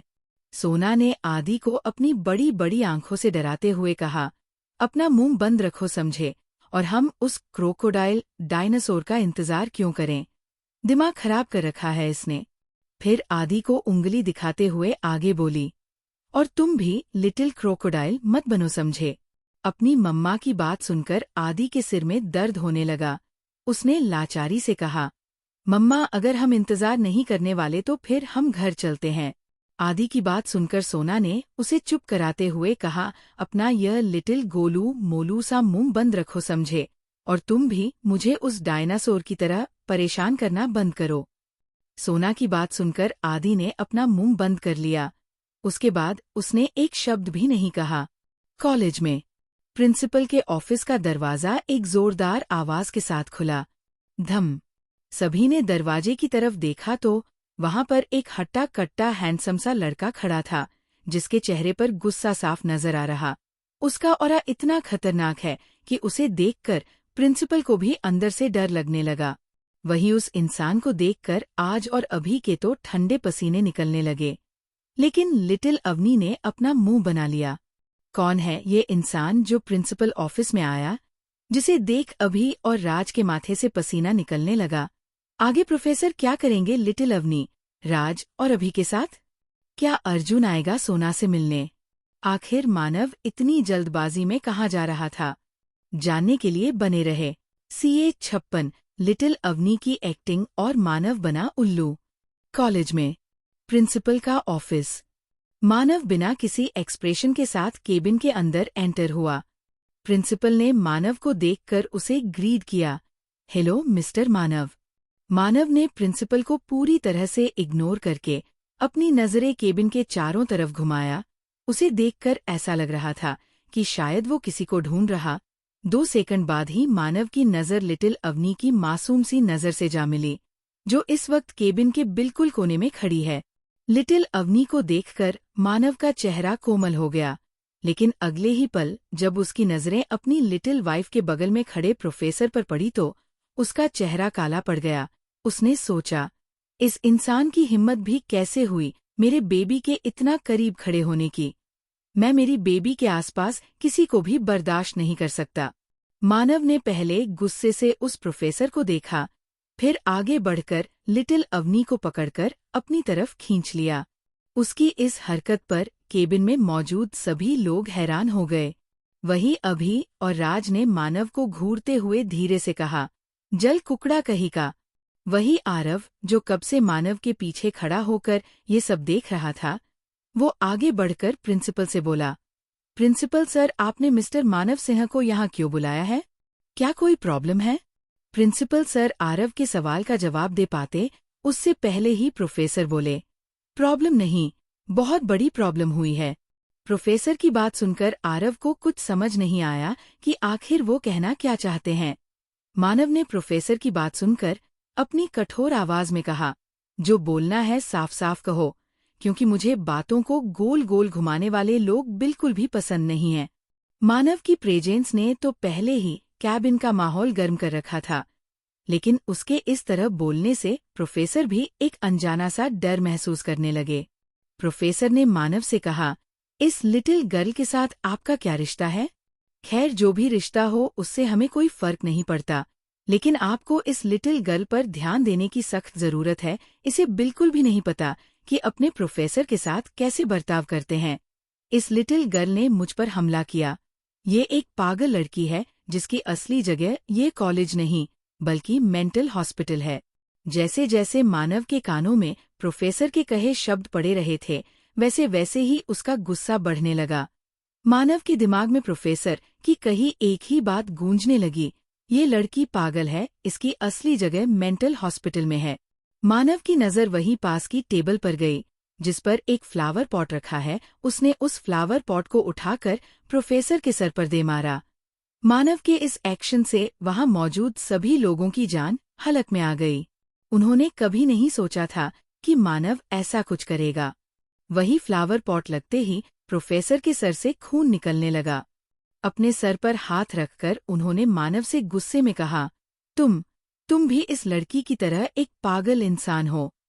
तुम जैसा इंसान इस दुनिया में जीने के लायक भी नहीं है। तुम जैसों को तो मुझे अच्छे से सबक सिखाना आता है। मैं तो कहता हूँ तुम जैसे लोगों के हाथ पैर बांधकर कमरे में बंद कर देना चाहिए। प्रोफेसर की बात खत्म होते ही पूरे कैबिन में सन्नाटा छा गया। प्रिंसिपल का तो पूरा शरीर डर से कांपने लगा। उन्होंने गुस्से से उस प्रोफेसर से कहा, शट अप, क्या आपको पता भी है कि आप क्या बोल रहे हैं? आपके लिए बेहतर यही होगा कि आप अभी और इसी वक्त मिस्टर मानव से माफी मांगे। जैसे ही प्रोफेसर ने सुना कि प्रिंसिपल उन्हें इन पागलों से माफी मांगने को बोल रहे, वो भड़क पड़े। सर, आप ये क्या बोल रहे हैं? मैं इन पागलों से माफी नहीं मांगूंगा। अगर किसी को माफी मांगनी चाहिए तो वो ये लिटिल गर्ल और ये लड़का है। प्रोफेसर ने मानव और लिटिल अवनी की तरफ इशारा करते हुए कहा। वही केबिन के सोफे पर अभी और राज आराम से बैठकर पूरे सीन का मजा ले रहे थे। अभी ने राज के कंधे पर हाथ रखते हुए कहा, काश हमारे पास इस वक्त पॉपकॉर्न होता तो इस ड्रामे को देखने में कितना मजा आता। अभी की बात सुनकर खुश होते हुए राज ने कहा, भाई मजा तो अब आएगा। जीजू अब इस बुढ़े खुसट प्रोफेसर को छोड़ने वाले नहीं हैं। ये दोनों बातें कर ही रहे थे कि तभी पूरे केबिन में लिटिल अवनी के रोने की आवाज आने लगी, जो डरने की एक्टिंग करते हुए मानव के सीने से जा लगी। लिटिल अवनी ने रोने की एक्टिंग करते हुए मानव से कहा, हबी ये सर बहुत बुरे हैं। आपको पता है मैंने कुछ भी नहीं किया। वह यही थे जिन्होंने लिटिल अवनी को पहले तंग किया। उन्होंने मुझसे कहा कि मैं एक बुरी लड़की हूँ जो अपने परिवार के ऊपर एक बोझ हूँ। मुझ जैसे इंसान को चुल्लू भर पानी में डूब मरना चाहिए। इतना कहकर वह और जोर जोर से रोने लगी। लिटिल अवनी को साफ साफ झूठ बोलते देख प्रोफेसर कुछ बोलने को हुए, लेकिन उसके पहले ही लिटिल अवनी फिर से बोली, हब्बी उन्होंने कहा कि मैं एक स्पेशल चाइल्ड हूँ जिन्हें पढ़ने का कोई अधिकार नहीं है। मुझे जैसे बच्चे को कोई भी प्यार नहीं करेगा। लिटिल अवनी सिसकते हुए आगे बोली, उन्होंने कहा कि वह इस कॉलेज के सभी बच्चों से कह देंगे कि कोई भी मुझसे ना ही बात करेगा और ना ही मेरा दोस्त बनेगा। अभी आपको पता है इन्होंने मुझ पर हाथ उठाने की भी कोशिश की, लेकिन बनी और राज भाई ने मुझे बचा लिया। यही नहीं, पूरे कॉलेज के बच्चे मुझे बिल्कुल भी पसंद नहीं करते। सभी लोग मुझे कैरेक्टरलेस समझते हैं। जहां लिटिल अवनी की बात सुनकर राज और मानव खुश थे, वहीं मानव और प्रोफेसर गुस्से से उबलने लगे। इतना कहने के बाद लिटिल अवनी ने अपना चेहरा मानव के सीने से थोड़ा सा उठाकर अपनी जीभ निकालकर प्रोफेसर को चिढ़ाने लगी। लिटिल अवनी की इस हरकत को देख प्रोफेसर चढ़ गए। उन्होंने गुस्से से कहा, तुम पागल लड़की, आज मैं तुम्हें छोड़ूंगा नहीं। इतना कहने के बाद वो लिटिल अवनी की तरफ बढ़ जाए। इससे पहले कि वो लिटिल अवनी को छू भी पाते, मानव ने गुस्से से चिल्लाकर कहा, आरव, अब ये इंसान मुझे इस दुनिया में नहीं चाहिए। गायब कर दो इसे। मानस की बात सुनकर आरव ने अपने मन में सोचा, इसको गायब कर दो, उसको गायब कर दो। हे भगवान, क्या मैं असिस्टेंट केवल लोगों को मारने और गायब करने के लिए बना हूँ? कैसे दिन आ गए हैं मेरे। वही बेचारे प्रिंसिपल की तो हिम्मत ही नहीं हो रही थी कि वो कुछ बोल सकें, क्योंकि उन्हें डर था कि अगर उन्होंने कुछ भी बोला तो मानव उन्हें भी इस दुनिया से गायब करवा देगा। दूसरी तरफ मानव की बात सुनकर प्रोफेसर के कदम अपनी जगह पर जम गए। उन्होंने हंसते हुए कहा, पता नहीं कहाँ कहाँ से आ जाते हैं। अब ये पागल इंसान मुझे गायब करवाएगा। अब तो मुझे पूरा यकीन हो गया है कि ये लड़का इस लड़की से भी ज्यादा पागल है। प्रोफेसर के मुंह से अपने हबी के लिए पागल शब्द सुनकर लिटिल अवनी तिलमिला उठी। मानव से अलग होकर अपने दोनों हाथों को अपनी कमर पर रखकर लिटिल अवनी ने कहा, मेरा हब्बी पागल नहीं है, वो बहुत अच्छा है। अगर कोई पागल है तो वो आप हो, बुरे मोटू सर। लिटिल अवनी इतना कहकर प्रोफेसर को घूमने लगी। प्रोफेसर ने लिटिल अवनी से गुस्से से कहा, तुम्हें तो मैं आज छोड़ूंगा नहीं, तुम। इसके आगे वह कुछ बोल पाते लिटिल अवनी ने डरने की एक्टिंग करते हुए मानव के ऊपर चढ़ गई। उसके दोनों हाथ मानव के गले में और दोनों पैर मानव के कमर पर थे। लिटिल अवनी ने अपना सर मानव के कंधे पर रखकर रोते हुए कहा, हब्बी देखो, वो मोटू सर आपके सामने लिटिल अवनी को परेशान कर रहे हैं। आप ही सोचो, जब आप नहीं होते होंगे तो ये लिटिल अवनी के साथ क्या क्या करते होंगे। हब्बी प्लीज यहाँ से चलो, मुझे बहुत डर लग रहा है। हाँ, हाँ। इतना कहने के बाद लिटिल अवनी फिर से जोर जोर से रोने लगी। राज और अभी अपनी लिटिल बेबी सिस्टर की एक्टिंग से बहुत ही ज्यादा इम्प्रेस हो गए। बेचारे मानव को तो दूर दूर तक कोई अंदाजा ही नहीं था कि उसकी प्यारी और लिटिल वाइफ उसे दिन में उल्लू बना रही है और वह बेवकूफ की तरह उल्लू बन भी रहा है। मानव को लग रहा था कि उसकी बेबी को सच में परेशान किया जाता है। उसने लिटिल अवनी को चुप कराते हुए कहा, बेबी शांत हो जाओ, कोई भी आपको परेशान नहीं करेगा। बेबी प्लीज शांत हो जाओ। इतना कहकर मानव उसके सर को थपथपाने लगा। लिटिल अवनी का सर थपथपाने के बाद मानव ने एक डेविल स्माइल करके उस प्रोफेसर को देखा, आपके कारण मेरी बेबी डर गई और अब वो इतना रोज ही रही है, इसकी कीमत तो आपको चुकानी ही पड़ेगी। इतना कहकर मानव ने आरव को कुछ इशारा किया और केबिन से बाहर चला गया। मानव के पीछे पीछे राज और अभी भी प्रिंसिपल के केबिन से चले गए। वही मानव लिटिल अवनी को अपनी गोद में लेकर लिफ्ट के अंदर पहुंचकर ग्राउंड फ्लोर का बटन प्रेस कर दिया। लिटिल ने मानव को कसकर पकड़ते हुए अपने मन में सोचा, मेरे प्यारे हब्बी, आप कितने भोले हो। मैंने आज आपको उल्लू बनाया और आपको पता भी नहीं चला। हब्बी, मुझे पता है आप मुझसे नाराज हो और आपको मनाने के लिए मुझे आपके साथ रहना जरूरी था, इसीलिए आज मुझे इतना बड़ा हंगामा करना पड़ा। वही बेचारा मानव अपनी लिटिल वाइफ के इरादे से अनजान लिफ्ट खुलने का इंतजार कर रहा। लिफ्ट ग्राउंड फ्लोर पर पहुंचकर खुली।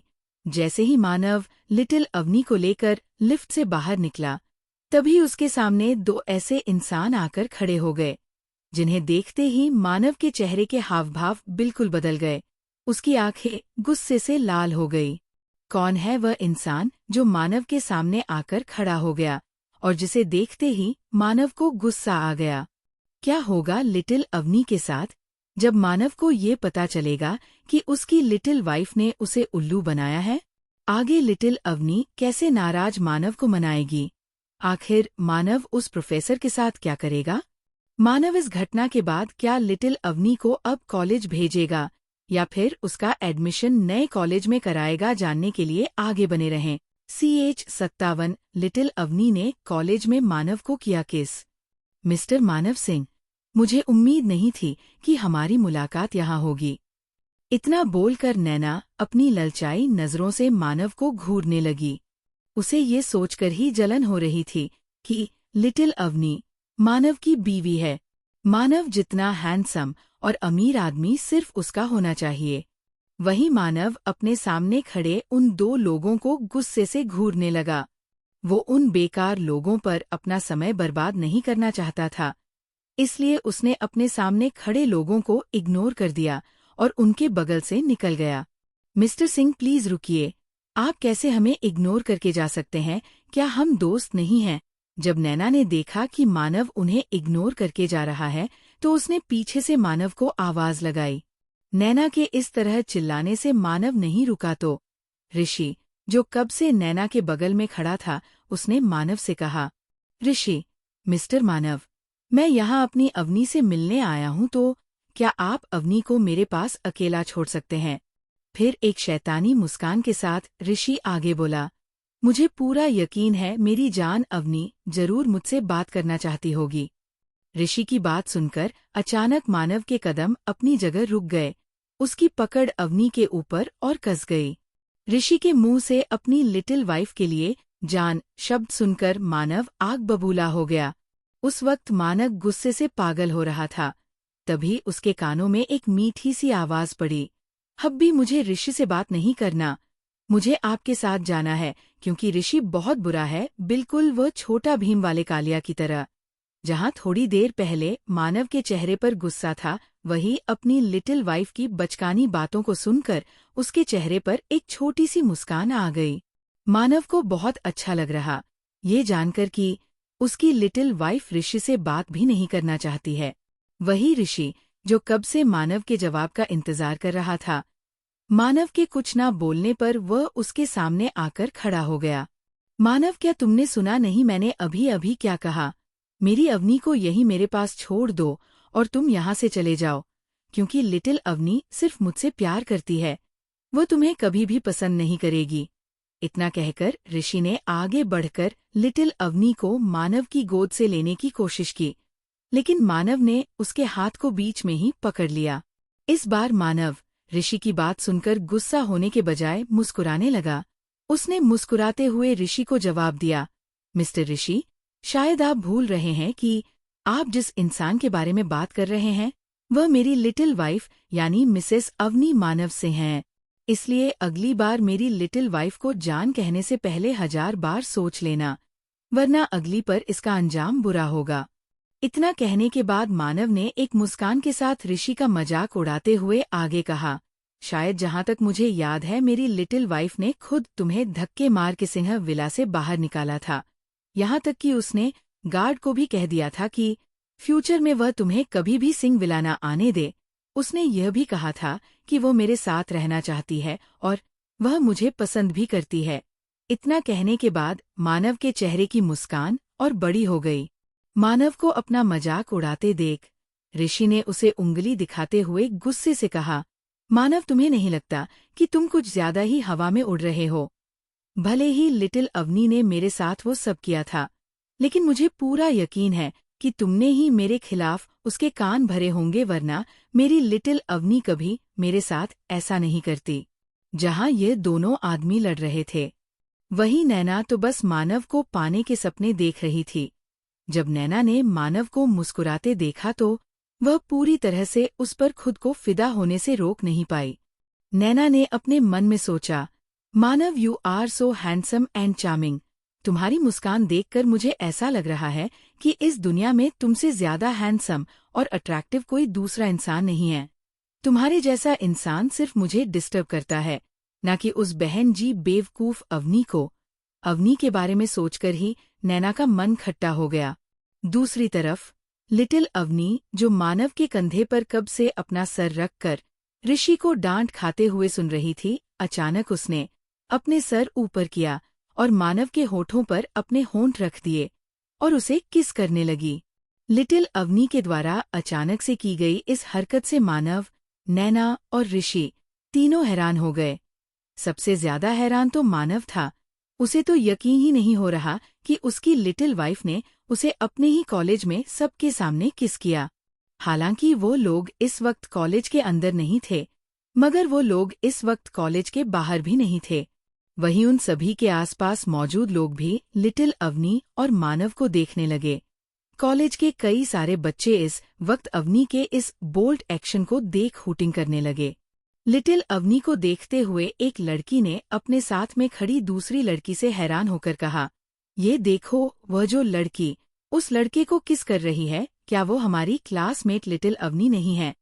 पहली लड़की की बात सुनकर दूसरी लड़की ने भी मानव और लिटिल अवनी को देखकर अपने मुंह पर हाथ रख लिया। दूसरी लड़की ने एक्साइटेड होते हुए चिल्लाकर कहा, हाँ, ये तो वही है। मैंने कभी नहीं सोचा था कि ये लड़की इतनी बोल्ड होगी। पहले इसने क्लास के प्रोफेसर को मारा, फिर अब एक हैंडसम से लड़के को कॉलेज में सबके सामने किस कर लिया। हे भगवान, मुझे तो अभी भी यकीन नहीं हो रहा। आसपास के लोग लिटिल अवनी के इस बोल्ड एक्शन की तारीफ कर रहे थे। ऋषि तो अवनी के इस एक्शन से स्पीचलेस हो गया। उसने गुस्से से अपने हाथों की मुट्ठी को कसकर बंद करते हुए लिटिल अवनी से अपने दांत पीसकर कहा, लिटिल अवनी, तुम ये क्या कर रही हो? तुम इस इंसान को किस कैसे कर सकती हो? ऋषि की बात सुनकर लिटिल अवनी ने मानव को किस करना छोड़ दिया और ऋषि को देखने लगी। ये देख मानव को बिल्कुल भी अच्छा नहीं लगा। उसने घूर के ऋषि को देखा, क्योंकि ऋषि के कारण ही उसकी लिटिल वाइफ अब उसे किस नहीं कर रही थी। लिटिल अवनी ने ऋषि को देखते हुए अपनी इनोसेंट सी आवाज में कहा, ऋषि, मैं हब्बी को किस कर रही हूँ, क्या तुम्हें दिख नहीं रहा? एक मिनट, कहीं ऐसा तो नहीं है कि तुम मुझसे किस करना सीखना चाहते हो? क्या तुम्हें नहीं पता कि किस कैसे करते हैं? रुको, मैं तुम्हें बताती हूँ। इतना कहकर लिटिल अवनी ने मानव के दोनों गालों पर अपने हाथ रख दिया। फिर एक समझदार इंसान की तरह ऋषि को देखकर बोली, ध्यान से देखो ऋषि, पहले हम अपने पार्टनर को ऐसे पकड़ते हैं, फिर उसके लिप्स पर अपने लिप्स रखकर उसे ऐसे किस करते हैं, बिल्कुल वैसे ही जैसे मैं कर रही हूँ। इतना कहकर उसने एक बार फिर से मानव को किस कर लिया। लिटिल अवनी की इस हरकत पर जहाँ ऋषि को गुस्सा आ रहा तो वही ये सब देख नैना जल भुजकर राख हुई जा रही थी।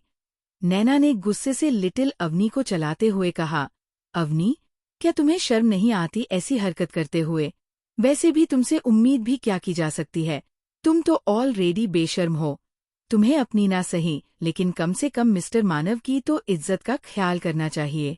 अगर किसी ने उन्हें यहाँ पर पहचान लिया तो लोग उनके बारे में कैसी कैसी बातें करेंगे। इतना कहने के बाद नैना मानव को देखने लगी।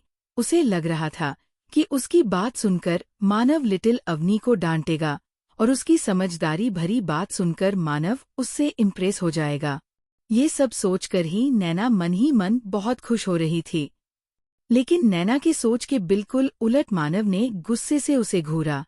मानव ने लिटिल अवनी को खुद से दूर करके उससे प्यार से बोला, बेबी, हम ये कार में कंटिन्यू करेंगे, ओके? इतना कहकर मानव ने नैना को गुस्से से घूरते हुए कहा, तुम हो कौन जो मेरी बेबी को इतना कुछ बोल रही हो?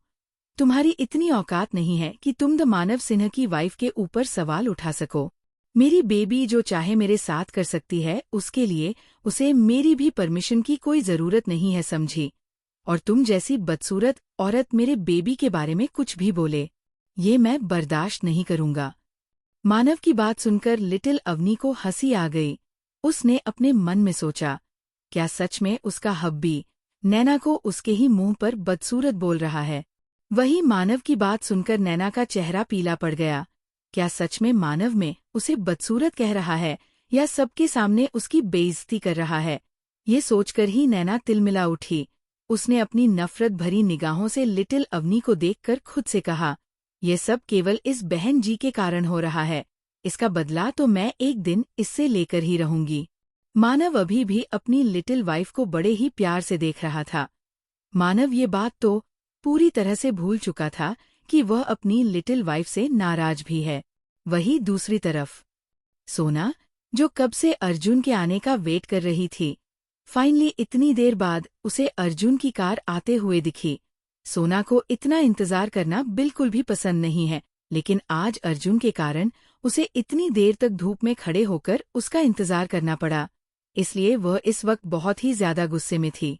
अर्जुन ने अपनी कार रोकी और डोर ओपन करके कार से बाहर निकला, मगर जैसे ही वो कार से बाहर निकलकर सोना की तरफ बढ़ने लगा, अचानक ही उसकी चीख निकल गई। आह! वहीं सोना के बगल में खड़ा आदि हैरानी से अपनी मम्मा को देखने लगा। मम्मा! आदि की इतनी तेज आवाज सुनकर अर्जुन ने अपना सर ऊपर करके अपने सामने देखा तो वह चौंक गया। नहीं सोना, अर्जुन ने चिल्लाकर कहा। अवनी के किस के चक्कर में मानव ये पूरी तरह से भूल चुका था कि वह अपनी लिटिल वाइफ से नाराज भी है, तो क्या मानव अपनी नाराजगी यहीं खत्म कर देगा या आगे भी वो लिटिल अवनी से नाराज रहने वाला है? क्या लिटिल अवनी मानव को मनाने के लिए कुछ करेगी? आखिर ऐसा क्या हुआ जो अर्जुन और आदि सोना को देखकर चिल्ला पड़े? क्या हुआ है सोना को इतनी देर से इंतजार करने के कारण? क्या सोना अर्जुन को सबक सिखाएगी या उसे ऐसे ही जाने देगी? वहीं जब लिटिल अवनी को ये पता चलेगा कि उसके हब्बी पर नैना की है बुरी नजर, तो वह नैना के साथ क्या करेगी? आगे लिटिल अवनी ऋषि और नैना को कैसे सबक सिखाएगी? जानने के लिए बने रहें। CH58 मानव बेबी और ठगा हुआ अर्जुन। अर्जुन ने अपनी कार रोकी और जैसे ही वो कार से बाहर निकलकर सोना की तरफ बढ़ा, अचानक ही उसकी चीख निकल गई। आह! वही सोना के बगल में खड़ा आदि हैरान हो के अपनी मम्मा को देखने लगा। मम्मा! आदि की इतनी तेज आवाज सुनकर अर्जुन ने अपना सर ऊपर करके सामने देखा। नहीं सोना, अर्जुन ने चिल्लाकर कहा। सोना ने अपनी दूसरी सैंडल भी उतार के अर्जुन के ऊपर फेंक दी। इसके पहले कि अर्जुन कुछ भी रिएक्ट कर पाता, तब तक बहुत देर हो चुकी थी। सोना की सैंडल सीधा अर्जुन के मुंह में लगी। आह! दर्द के कारण उसकी चीख निकल गई। सोना ने अर्जुन को देखकर गुस्से से कहा, डायनासोर कहीं के डायनासोर की प्रजाति की तरह तुम भी कहीं गायब क्यों नहीं हो जाते? अर्जुन सिंह। सोना को अर्जुन पर इतना गुस्सा आ रहा था कि उसका मन अर्जुन को एक किक करने का किया। सोना दनाते हुए अर्जुन के पास जा पहुंची। उसने अर्जुन को कॉलर से पकड़कर खड़ा किया, फिर एक जोरदार पंच के चेहरे पर जड़ दिया। वही सोना और अर्जुन के कुछ दूरी पर खड़ा आदि तो हैरानी से अपनी मम्मा को देख रहा था, पर वह हैरानी के साथ साथ अर्जुन को मार खाते हुए देखकर खुश भी है। आदि ने अपनी मम्मा को भड़काते हुए कहा, मम्मा, अर्जुन अंकल को और मारो। आज तक किसी की हिम्मत नहीं हुई कि वह आपको इंतजार करा सके, लेकिन इन डायनासोर क्रोकोडाइल अंकल ने आपको 1 घंटे से भी ज्यादा समय तक इंतजार कराया। आदि ने सोचा कि उसकी मम्मी ये बात सुनकर पक्का अर्जुन अंकल को और पीटेगी। हुआ भी कुछ वैसा ही। आदि की बात सुनकर सोना आग बबूला हो गई। सोना ने अर्जुन के बालों को नाचते हुए कहा, तुम्हारी इतनी हिम्मत कि तुम मुझे इंतजार करवाओ, बोलो तुमने ये सब जानबूझकर किया है ना? वही बेचारे अर्जुन की तो हालत खराब हो गई थी। उसने गुस्से से आदि को देखकर अपने मन में सोचा, तुम छोटे खरबूजे कहीं के मेरी हालत देखकर बड़ा मजा आ रहा है ना तुम्हें? तुम्हें तो मैं बाद में बताऊंगा। अर्जुन ये सब सोच ही रहा था कि तभी उसे महसूस हुआ कोई उसके बाल पकड़कर खींच रहा है। आह! दर्द से तड़पते हुए अर्जुन चिल्ला पड़ा। प्लीज सोना, मेरी जान, मुझे छोड़ दो। मैं तुम्हें इंतजार नहीं करना चाहता था, लेकिन मेरी एक बहुत ही इम्पोर्टेंट मीटिंग थी जिसमें मैं फंस गया था। वरना तुम ही सोचो भला, क्या मैं तुम्हें कभी इंतजार करा सकता हूँ? जान प्लीज मुझे छोड़ दो, पक्का फ्यूचर में ऐसी गलती कभी नहीं होगी। अर्जुन ने ये सब इतने प्यार से बोला कि सोना का दिल पिघलने लगा। उसकी हाथों की पकड़ अर्जुन के बालों पर ढीली पड़ने लगी। अपने बालों पर सोना की पकड़ को ढीली होते देख अर्जुन खुश हो गया। उसने एक राहत भरी सांस लेते हुए खुद से कहा, फाइनली मैं बच गया। लेकिन अर्जुन को क्या पता कि उसका छोटा खरबूजा उसे इतनी आसानी से नहीं जाने देगा। जैसे ही आदि ने ये देखा कि उसकी मम्मा उसके क्रोकोडाइल अंकल को छोड़ने वाली है, तो उसने अपने छोटे से दिमाग में को चलाते हुए कुछ सोच। अचानक ही उसकी आंखें चमक उठी। आदि ने अर्जुन को एक स्माइल देते हुए अपनी मम्मा से उदास होकर कहा, मम्मा क्या आप इन्हें इतनी आसानी से जाने दोगी? मम्मा आप ही सोचो, इतनी धूप में आप खड़ी रहीं जिसके कारण आपकी स्किन काली हो गई। मैंने परी मासी के मुंह से सुना था कि लड़कियों के लिए उनकी स्किन कितनी ज्यादा इम्पोर्टेंट होती है और वह अपने चेहरे के साथ साथ स्किन की भी बहुत देखभाल करती हैं। मम्मा आपका पूरा चेहरा कैसा डल पड़ गया, वह भी सिर्फ इन अंकल कारण तो? क्या आप सच में इन्हें कोई सबक नहीं सिखाएगी? आप इन्हें इतनी आसानी से जाने दोगी? अपनी आखिरी लाइन बोलते हुए आदि ने उस पर ज्यादा जोर दिया। सोना, जिसका गुस्सा अब तक थोड़ा बहुत शांत हो गया था, वो आदि की बात सुनकर एक बार फिर आग बबूला हो गई। उसने गुस्से से अर्जुन की तरफ देखा जिसका चेहरा ऑलरेडी रोने जैसा हो गया था। अर्जुन ने अपने हाथ जोड़ते हुए सोना से कहा, जान माफ कर दो, दोबारा ऐसा नहीं होगा प्लीज जान। तुम जो सजा देना चाहो मुझे मंजूर है। अर्जुन की बात सुनकर सोना के चेहरे पर एक शैतानी मुस्कान आ गई। उसने मुस्कुराते हुए अर्जुन से कहा, अर्जुन क्या सच में तुम वो करोगे जो मैं तुमसे कहूंगी? सोना की बात सुनकर अर्जुन अपनी आंखों में चमक लिए जल्दी से अपनी गर्दन मिलाते हुए बोला, हाँ जान, तुम जो कहोगी मैं वह करूंगा। बस इस बार मुझे माफ कर दो। अर्जुन को देखते हुए सोना ने अपनी एक आईब्रो को उठाते हुए बेपरवाही से कहा, ठीक है, अब तुम इतनी जिद कर रहे हो तो मैं तुम्हें माफ कर देती हूँ। सोना की पूरी बात सुने बिना ही अर्जुन के चेहरे पर एक मुस्कान आ गई।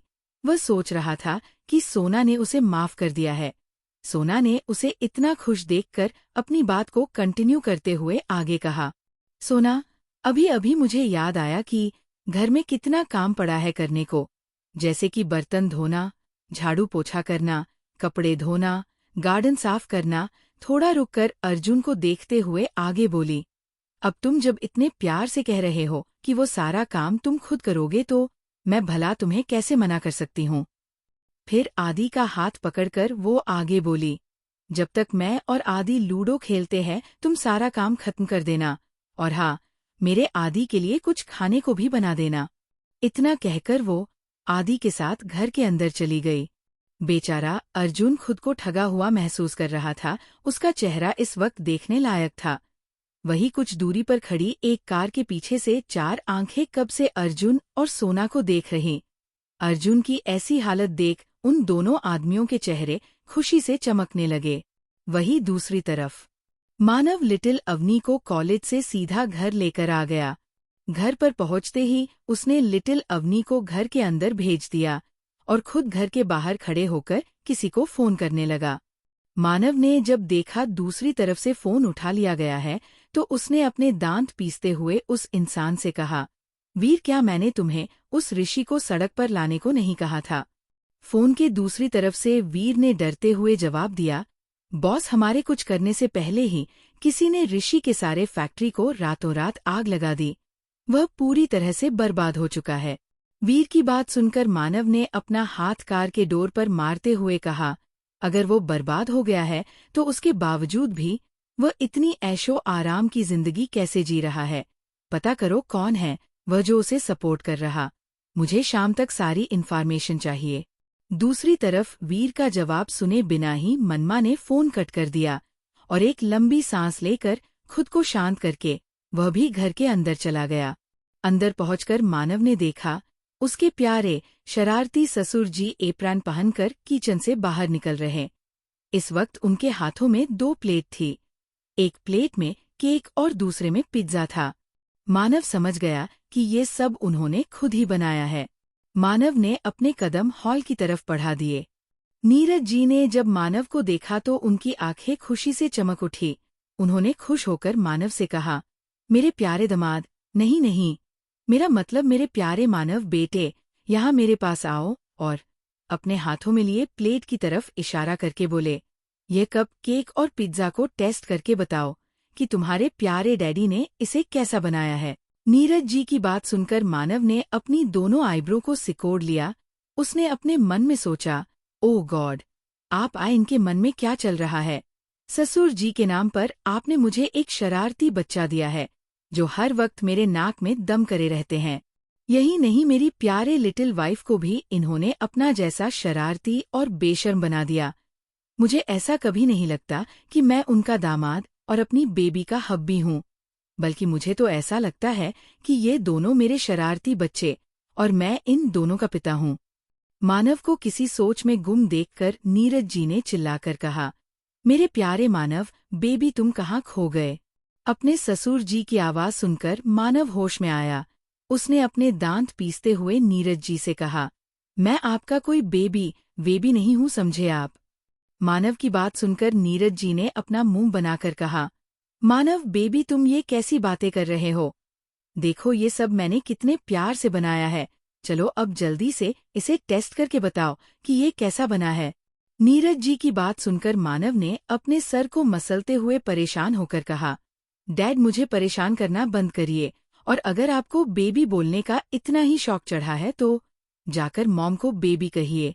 इतना कहने के बाद मानव ने देखा नीता जी और लिटिल अवनी सीढ़ियों से नीचे आ रहे हैं। नीता जी ने अपने पति को शक भरी निगाहों से देखते हुए पूछा, ये आपका क्या ड्रामा है और ये आपने एप्रैन क्यों पहना हुआ है। नीरज जी ने बड़े ही एटीट्यूड से जवाब दिया, मैंने ये मेरे प्यारे मानव बेबी के लिए बनाया है। देखो, दिखने में ये पिज्जा और कपकेक कितना टेस्टी लग रहा है। अपने पति की बात सुनकर नीता जी ने गुस्से से कहा, ये क्या आपने मानव बेबी लगा रखा है। वह आपकी बेटी का पति है, आपका बेबी नहीं। अपनी माँ की बात सुनकर लिटिल अवनी भी अपने डैडी से बोली, यस डैडी, ये लिटिल अवनी के हब्बी हैं। आप उनको बेबी नहीं बोल सकते क्योंकि बेबी तो हब्बी मुझे बोलते हैं। लिटिल अवनी की बात सुनकर मानव ने राहत की सांस ली, मगर उसकी आगे की बात सुनकर मानव का सर दर्द होने लगा। लिटिल अवनी ने आगे कहा, डैडी, आप हब्बी को बेबी नहीं बल्कि जान कहकर बुलाइए।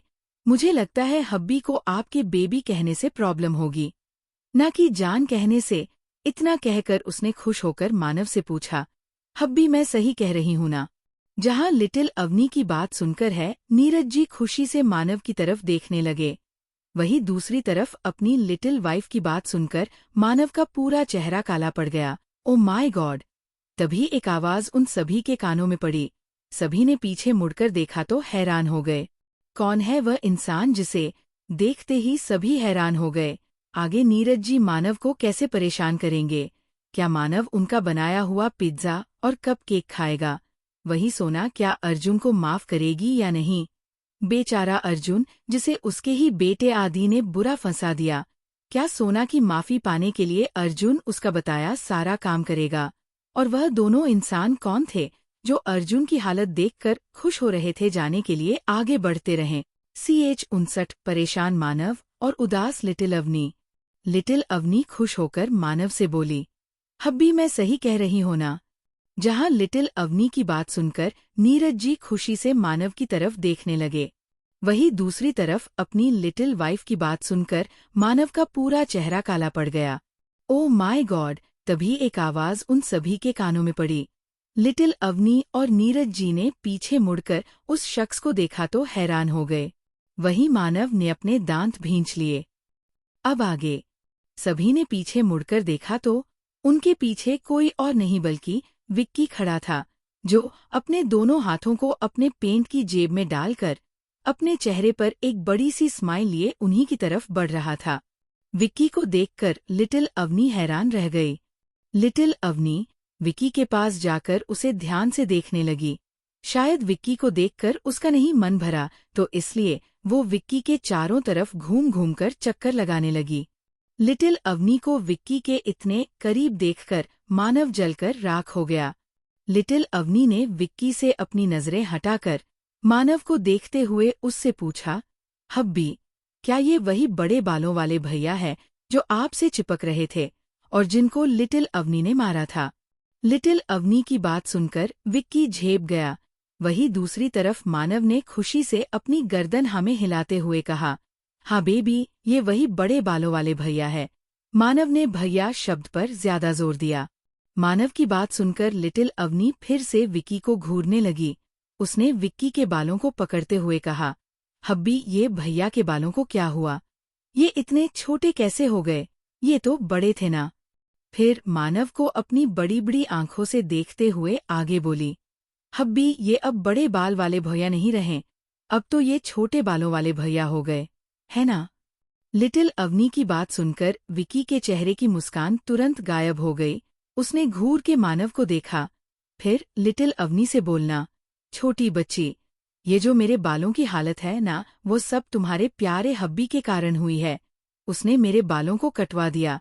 तुम्हें पता है मुझे मेरे बालों से कितना प्यार था। ये सब कहते हुए विक्की बहुत ही उदास लग रहा था। वहीं उनकी ये बात सुनकर मानव अंदर ही अंदर गुस्से से उबल रहा था। उसने लिटिल अवनी से कहा, बेबी, आप इसकी बात मत सुनो, ये कुछ भी बोलता रहता है, आप मेरे पास आओ। आपको उसके इतना करीब नहीं रहना चाहिए। मानव को जलते हुए देखा विक्की का उसे और चलाने का मन हुआ। उसने लिटिल अवनी का हाथ पकड़कर उदास होने की एक्टिंग करते हुए कहा, छोटी बच्ची, तुम्हें पता है इस मानव ने मेरे बालों को कटवा दिया, सिर्फ इसलिए क्योंकि तुमने मेरे बाल को छुआ था।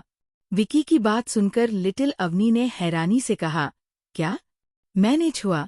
सिर्फ इसलिए बालों को कटवा दिया? लेकिन क्यों?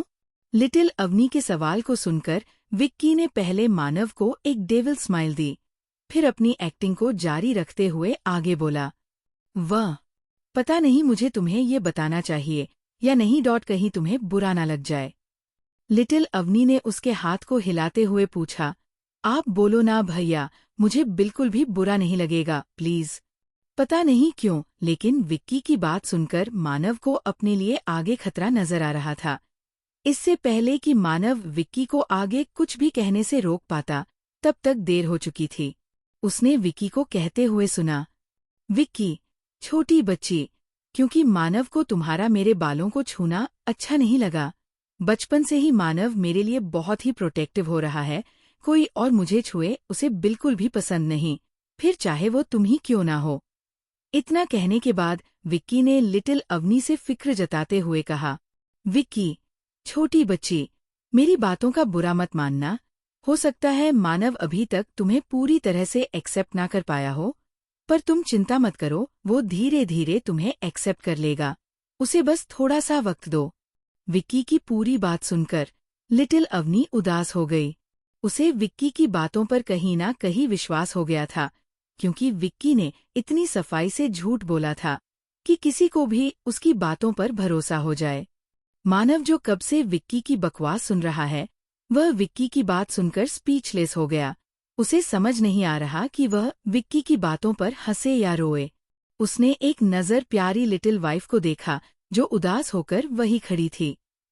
फिर विक्की को देखकर अपने मन में बोला, क्या विक्की मुझसे बदला ले रहा है क्योंकि मैंने उसके प्यारे बालों को जबरदस्ती कटवा जो दिया।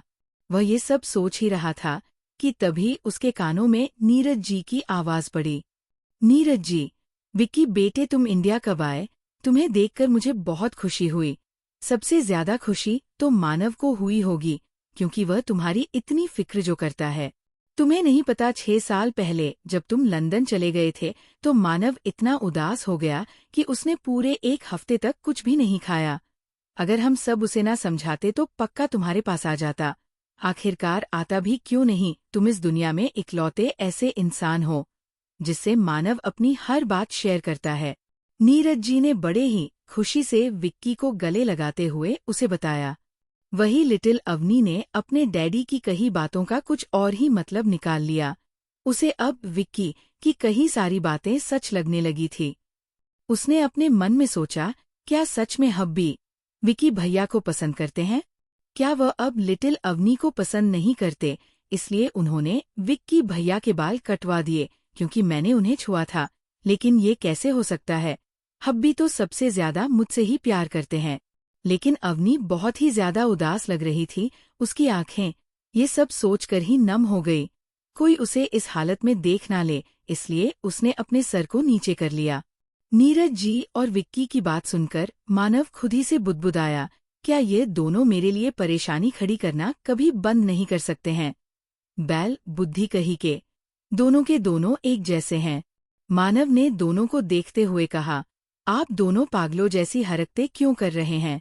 मानव की बात सुनकर उसकी तरफ देखते हुए नीरज जी ने कहा, मानव बेबी, नहीं, सॉरी, मेरा मतलब मानव जान, पहले चलो और मेरे हाथ के बने पिज्जा और कप केक खाकर उनकी तारीफ करो। इतना कहकर वो मानव को जबरदस्ती खींचते हुए डाइनिंग टेबल पर लाकर बैठा दिए। फिर जल्दी से पिज्जा और कप केक की प्लेट उसके सामने रखते हुए बोले, मानव जान जल्दी खाओ और मेरी भर भर के तारीफें करो। नीता जी, जो कब से अपने पति की पागलों वाली हरकतें देख रही थी, उन्होंने मानव से कहा, मानव ये खा लो वरना तुम्हारे ससुर जी पूरे दिन तुम्हारे सर पर ऐसे ही मंडराते रहेंगे। वहीं मानव के एक तरफ नीरज जी बैठ गए और दूसरी तरफ विक्की। विक्की ने कप केक का एक पीस उठाकर मानव के मुंह में जबरदस्ती डालते हुए कहा, मानव देखो, मैं तुम्हें अपने हाथों से खिला रहा हूं ना, इसलिए चलो जल्दी से अपना मुंह खोलो। न चाहते हुए भी बेचारे मानव को ये सब खाना पड़ा। कुछ देर बाद, बस अब मैं और नहीं खा सकता। मानव इरिटेट होकर अपनी चेयर से खड़ा हो गया। मानव को जाते हुए देख नीरज जी ने तुरंत कहा, अरे मानव जान, पहले बाल्टी भर भर के मेरी तारीफें तो करते जाओ और साथ में मुझे नेक भी दो, फिर जहां जाना है वहां जाओ। नीरज जी की बात सुनकर नीता जी और मानव हैरान हो गए। उन दोनों ने एक साथ पूछा, किस चीज का नेक? अपनी बीवी और दामाद को इतना हैरान देखकर नीरज जी ने समझाते हुए कहा, जब कोई नई नवेली दुल्हन खाना बनाती है तो सब उसे नेक देते हैं, बिल्कुल वैसे ही मैंने भी तो मानव जान के लिए ये सब बनाया है, तो क्या मुझे नेक नहीं मिलना चाहिए? फिर वो मानव से बोले, मानव जान चलो, जल्दी से अपने प्यारे ससुर जी को ढेर सारे पैसे दे दो। अपने ससुर जी की बकवास सुनकर मानव ने उन्हें घूरते हुए जवाब दिया, मैंने कुछ भी अपनी मर्जी से नहीं खाया है, सब कुछ आपने मुझे जबरदस्ती खिलाया है, तो मैं आपको नेक क्यों दूं? और वैसे भी मैं आपका दामाद हूँ, ना कि हस्बैंड जो आपको नेक दूंगा।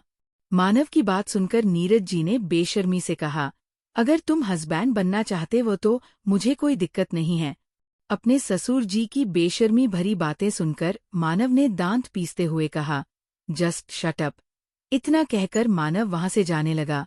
तभी उसे एहसास हुआ कि उसका पैर अपनी जगह से हिल नहीं रहा। उसने नीचे देखा तो हैरान रह गया। नीरज जी मानव के पैर को कसकर पकड़ते हुए एक जिद्दी बच्चे की तरह जिद करते हुए बोले, नहीं, पहले मुझे नेक दो वरना मैं तुम्हें नहीं छोड़ूंगा। जल्दी तो।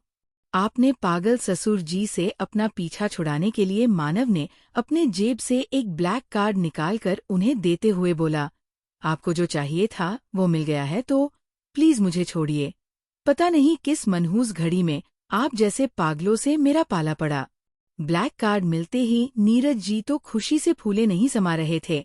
उन्होंने मानव की बातों को इग्नोर करते हुए विक्की से कहा, चलो जल्दी शॉपिंग करने चले, आज तो मैं जी भर के खर्च करूंगा। आखिरकार मैंने इतनी मेहनत से एक ब्लैक कार्ड जो कमाया है। विक्की और नीरज जी दोनों खुशी से उछलते हुए घर से बाहर चले गए। उन दोनों के जाने के बाद मानव ने अपना सर झटका और अपनी गर्दन इधर-उधर घुमाकर अपनी लिटिल वाइफ को खोजने लगा। मानव को लिटिल अवनी कहीं नहीं दिखी तो उसे लगा कि शायद उसकी प्यारी वाइफ रूम में होगी। ये सोचकर मानव भी अपने रूम की तरफ चला गया। रूम के दरवाजे के पास पहुंचते ही मानव ने जैसे ही दरवाजा खोला, वो अंदर का नजारा देखकर हैरान हो गया। मानव ने हैरानी से कहा, बेबी आप, और यह सब क्या है? आखिर मानव ने रूम के अंदर ऐसा क्या देखा जो वो हैरान हो गया। विक्की और अपने डैडी के वजह से क्यूट सी लिटिल अवनी को एक गलतफहमी हो गई, जिसके कारण वह अपने हब्बी के ऊपर फिर से शक करने लगी। तो क्या मानव उसके शक को दूर कर पाएगा?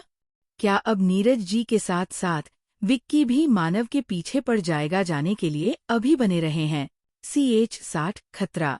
मानव जब रूम में पहुंचा तो वो हैरान हो गया, क्योंकि पूरा रूम बिखरा हुआ था। मानव से लिटिल अवनी को पूरे रूम में ढूंढा, लेकिन लिटिल अवनी उसे कहीं नहीं मिली। मानव ने अपने सर पर हाथ रखकर परेशान होकर कहा, ये बेबी कहाँ चली गई? अभी तो नीचे सबके साथ थी, अचानक से कहाँ गायब हो गई? फिर मानव के अंदाजा लगाते हुए खुद से कहा, शायद हो सकता है वो छत पर हो। इतना कहते ही मानव अपने रूम से निकलकर छत की वह चला गया, लेकिन लिटिल अवनी उसे कहीं नहीं मिली। मानव ने पूरा घर छान मारा, पर उसके हाथ सिर्फ निराशा ही लगी। अब मानव को घबराहट होने लगी। उसने अपना फोन निकालकर वीर को कॉल किया। 2 रिंग जाने के बाद ही वीर ने मानव का फोन उठा लिया। मानव ने वीर से पूछा, वीर क्या बेबी घर से बाहर गई है? कहीं वो डैडी और विक्की के साथ शॉपिंग पर तो नहीं गई है, क्योंकि वह मुझे कहीं नहीं मिल रही है। मानव की बात सुनकर फोन के दूसरी तरफ से वीर ने जवाब दिया, बॉस हमने यंग मैडम को बाहर जाते देखा है, वह काफी जल्दी में थी। इससे पहले कि वीर आगे कुछ भी बोल पाता, मानव ने तुरंत फोन कट कर दिया और भागते हुए घर से बाहर जाने लगा। मानव जैसे ही घर के बाहर निकला, उसे वीर अपनी तरफ आता हुआ दिखा। वीर जल्दबाजी में भागते हुए आया और मानव से हांफते हुए पूछा, बॉस क्या कोई प्रॉब्लम हो गई है? आप इतना परेशान क्यों हैं? वीर को देखते हुए मानव ने गुस्से से कहा, वीर तुमने बेबी को घर से बाहर अकेले कैसे जाने दिया? और जब वह गई थी तब तुमने मुझे कॉल करके क्यों नहीं बताया? मानव को इतने गुस्से में देखकर वीर डर गया।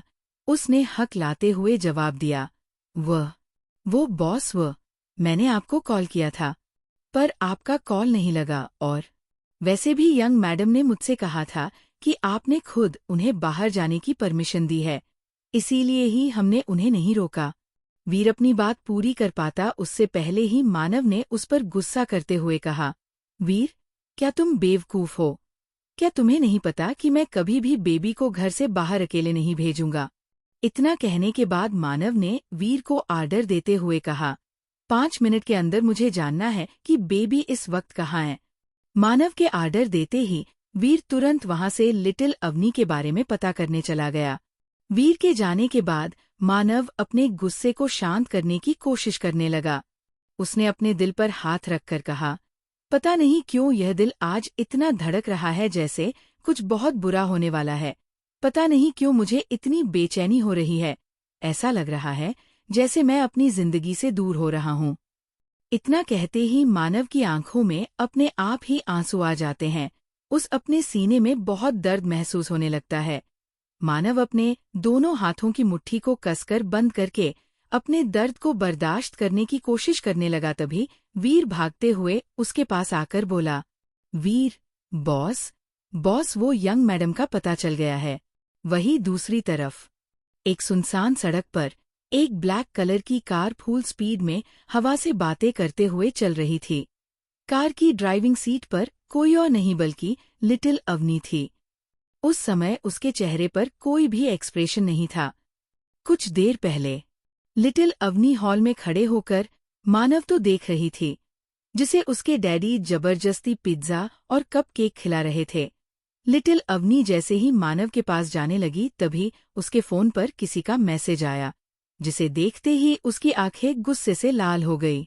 उस मैसेज के साथ एक वीडियो भी था, जिसे देखने के बाद लिटिल अवनी पहले अपने रूम में गई, फिर ठीक 5 मिनट बाद वह बिना किसी को बताए घर से बाहर चली गई। प्रेजेंट लिटिल अवनी की कार से कुछ ही दूरी पर कई सारे काले कपड़े पहने लोग छुपे हुए थे। उन सभी ने अपने चेहरे पर मास्क लगाया हुआ था और सभी के हाथों में गन भी मौजूद थी। उन आदमियों में से एक आदमी ने बोला, जिसके कपड़ों पर उसके सीने के लेफ्ट साइड एक गोल्डन कलर का स्टार बना हुआ था, सब लोग अच्छे से तैयार हैं ना? इतने वक्त बाद हमें एक अच्छा मौका मिला है उस मानव को कमजोर करने का, जिसे हम इतनी आसानी से नहीं जाने दे सकते। उस गोल्डन स्टार वाले आदमी की बात सुनकर उसके पास खड़े दूसरे आदमी ने कहा, सही कहा तुमने, मैंने कभी नहीं सोचा था कि वह मानव कभी अपनी कमजोरी को अकेले छोड़ेगा। या फिर ये कह सकते हैं कि शायद आज हमारा लक काफी अच्छा है, जो हमारे बिना कुछ किए ही उस मानव की कमजोरी हमें मिल गई। इतना कहने के बाद वहां मौजूद सभी आदमी हंसने लगते हैं। उन सभी की तरफ देखते हुए उस गोल्डन स्टार वाले आदमी ने उन्हें आर्डर देते हुए कहा, हमारा शिकार हमारे पास आ रहा है। वह किसी भी हालत में जिंदा बचना नहीं चाहिए, चाहे उसके लिए हमें खुद की जान ही क्यों ना दाव पर लगानी पड़े। गोल्डन स्टार वाले आदमी के आर्डर देते ही सभी लोग अपनी पोजीशन ले लेते हैं। केवल ये काले कपड़े पहने लोग ही नहीं, कोई और भी था जो लिटिल अवनी का शिकार करने को तैयार बैठा था। उन्हीं काले कपड़े पहने आदमी के कुछ दूरी पर ही कई सारे ब्लू कलर की वर्दी पहने लोग खड़े थे। कुछ के हाथों में गन थी तो कुछ के हाथों में ड्रोन। उन ब्लू कलर के वर्दी पहने लोगों को आर्डर देते हुए उनके लीडर ने कहा, चाहे कुछ भी हो जाए, वो कार और उस कार में मौजूद लोगों में से कोई भी नहीं बचना चाहिए। सिर्फ वह ड्रोन की तरफ इशारा करके अपने आदमियों से बोला, इस ड्रोन की मदद से हम उस कार पर नजर रखेंगे और मौका मिलते ही ड्रोन में लगी बंदूक से उस पर फायर कर देंगे। इतना कहने के बाद उस लीडर के चेहरे पर एक शैतानी भरी मुस्कान आ जाती है। वह अपने आदमियों से आगे बोला, आखिर लोगों को भी तो पता चलना चाहिए कि ब्लू गैंग अपने दुश्मनों को कभी नहीं छोड़ता। मुझे पूरा यकीन है कि वो कार मानव की ही है, तो जाहिर सी बात है उस कार के अंदर भी मानव ही होगा। आज मैं उस मानव को अपने हाथों से मारूंगा, उसके बाद ही शायद मेरे भाई की आत्मा को शांति मिले। इतना कहने के बाद वह लीडर उस कार को देखने लगा जिसमें लिटिल अवनी थी। लिटिल अवनी जिस कार को ड्राइव कर रही थी वह कार मानव की पर्सनल कार थी, इसीलिए ब्लू गैंग के लीडर को ये लग रहा था कि इस कार के अंदर मानव है। वही लिटिल अवनी आने वाले खतरे से पूरी तरह से अंजाम अपनी मंजिल की ओर बढ़ रही थी।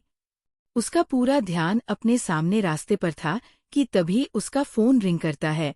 जब वो स्क्रीन पर मानव का कॉल देखती है तो लिटिल अवनी थोड़ा नर्वस हो जाती है, क्योंकि पिछले 15 मिनट में मानव ने उसे पूरे 30 बार कॉल किया था, लेकिन उसने हर बार मानव के कॉल को काट दिया।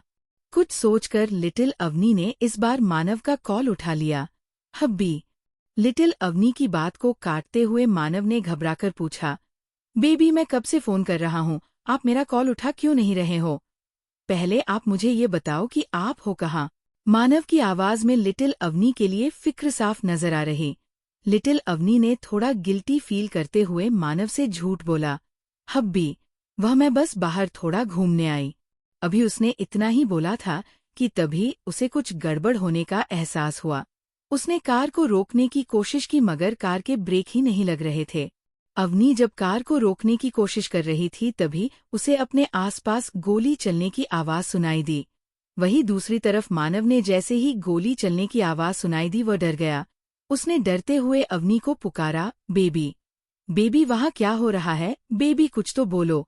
लेकिन मानव को फोन के दूसरी तरफ से अपनी की आवाज नहीं सुनाई दी। मानव ने गुस्से से चिल्लाते हुए वीर से कहा, कार की स्पीड बढ़ाओ, अवनी की जान को खतरा है। वही दूसरी तरफ ऋषि एक बार में बैठा वाइन पी रहा था। उसने वाइन पीते हुए खुद से कहा, मानव आज तुम्हारे जीवन का आखिरी दिन है। मैं कितना खुश हूँ कि मैं तुम्हें बता नहीं सकता। फिर उसने अपने दोनों हाथों को थोड़ा फैलाकर कहा, वैसे कल की न्यूज की हेडलाइन ये कैसी रहेगी?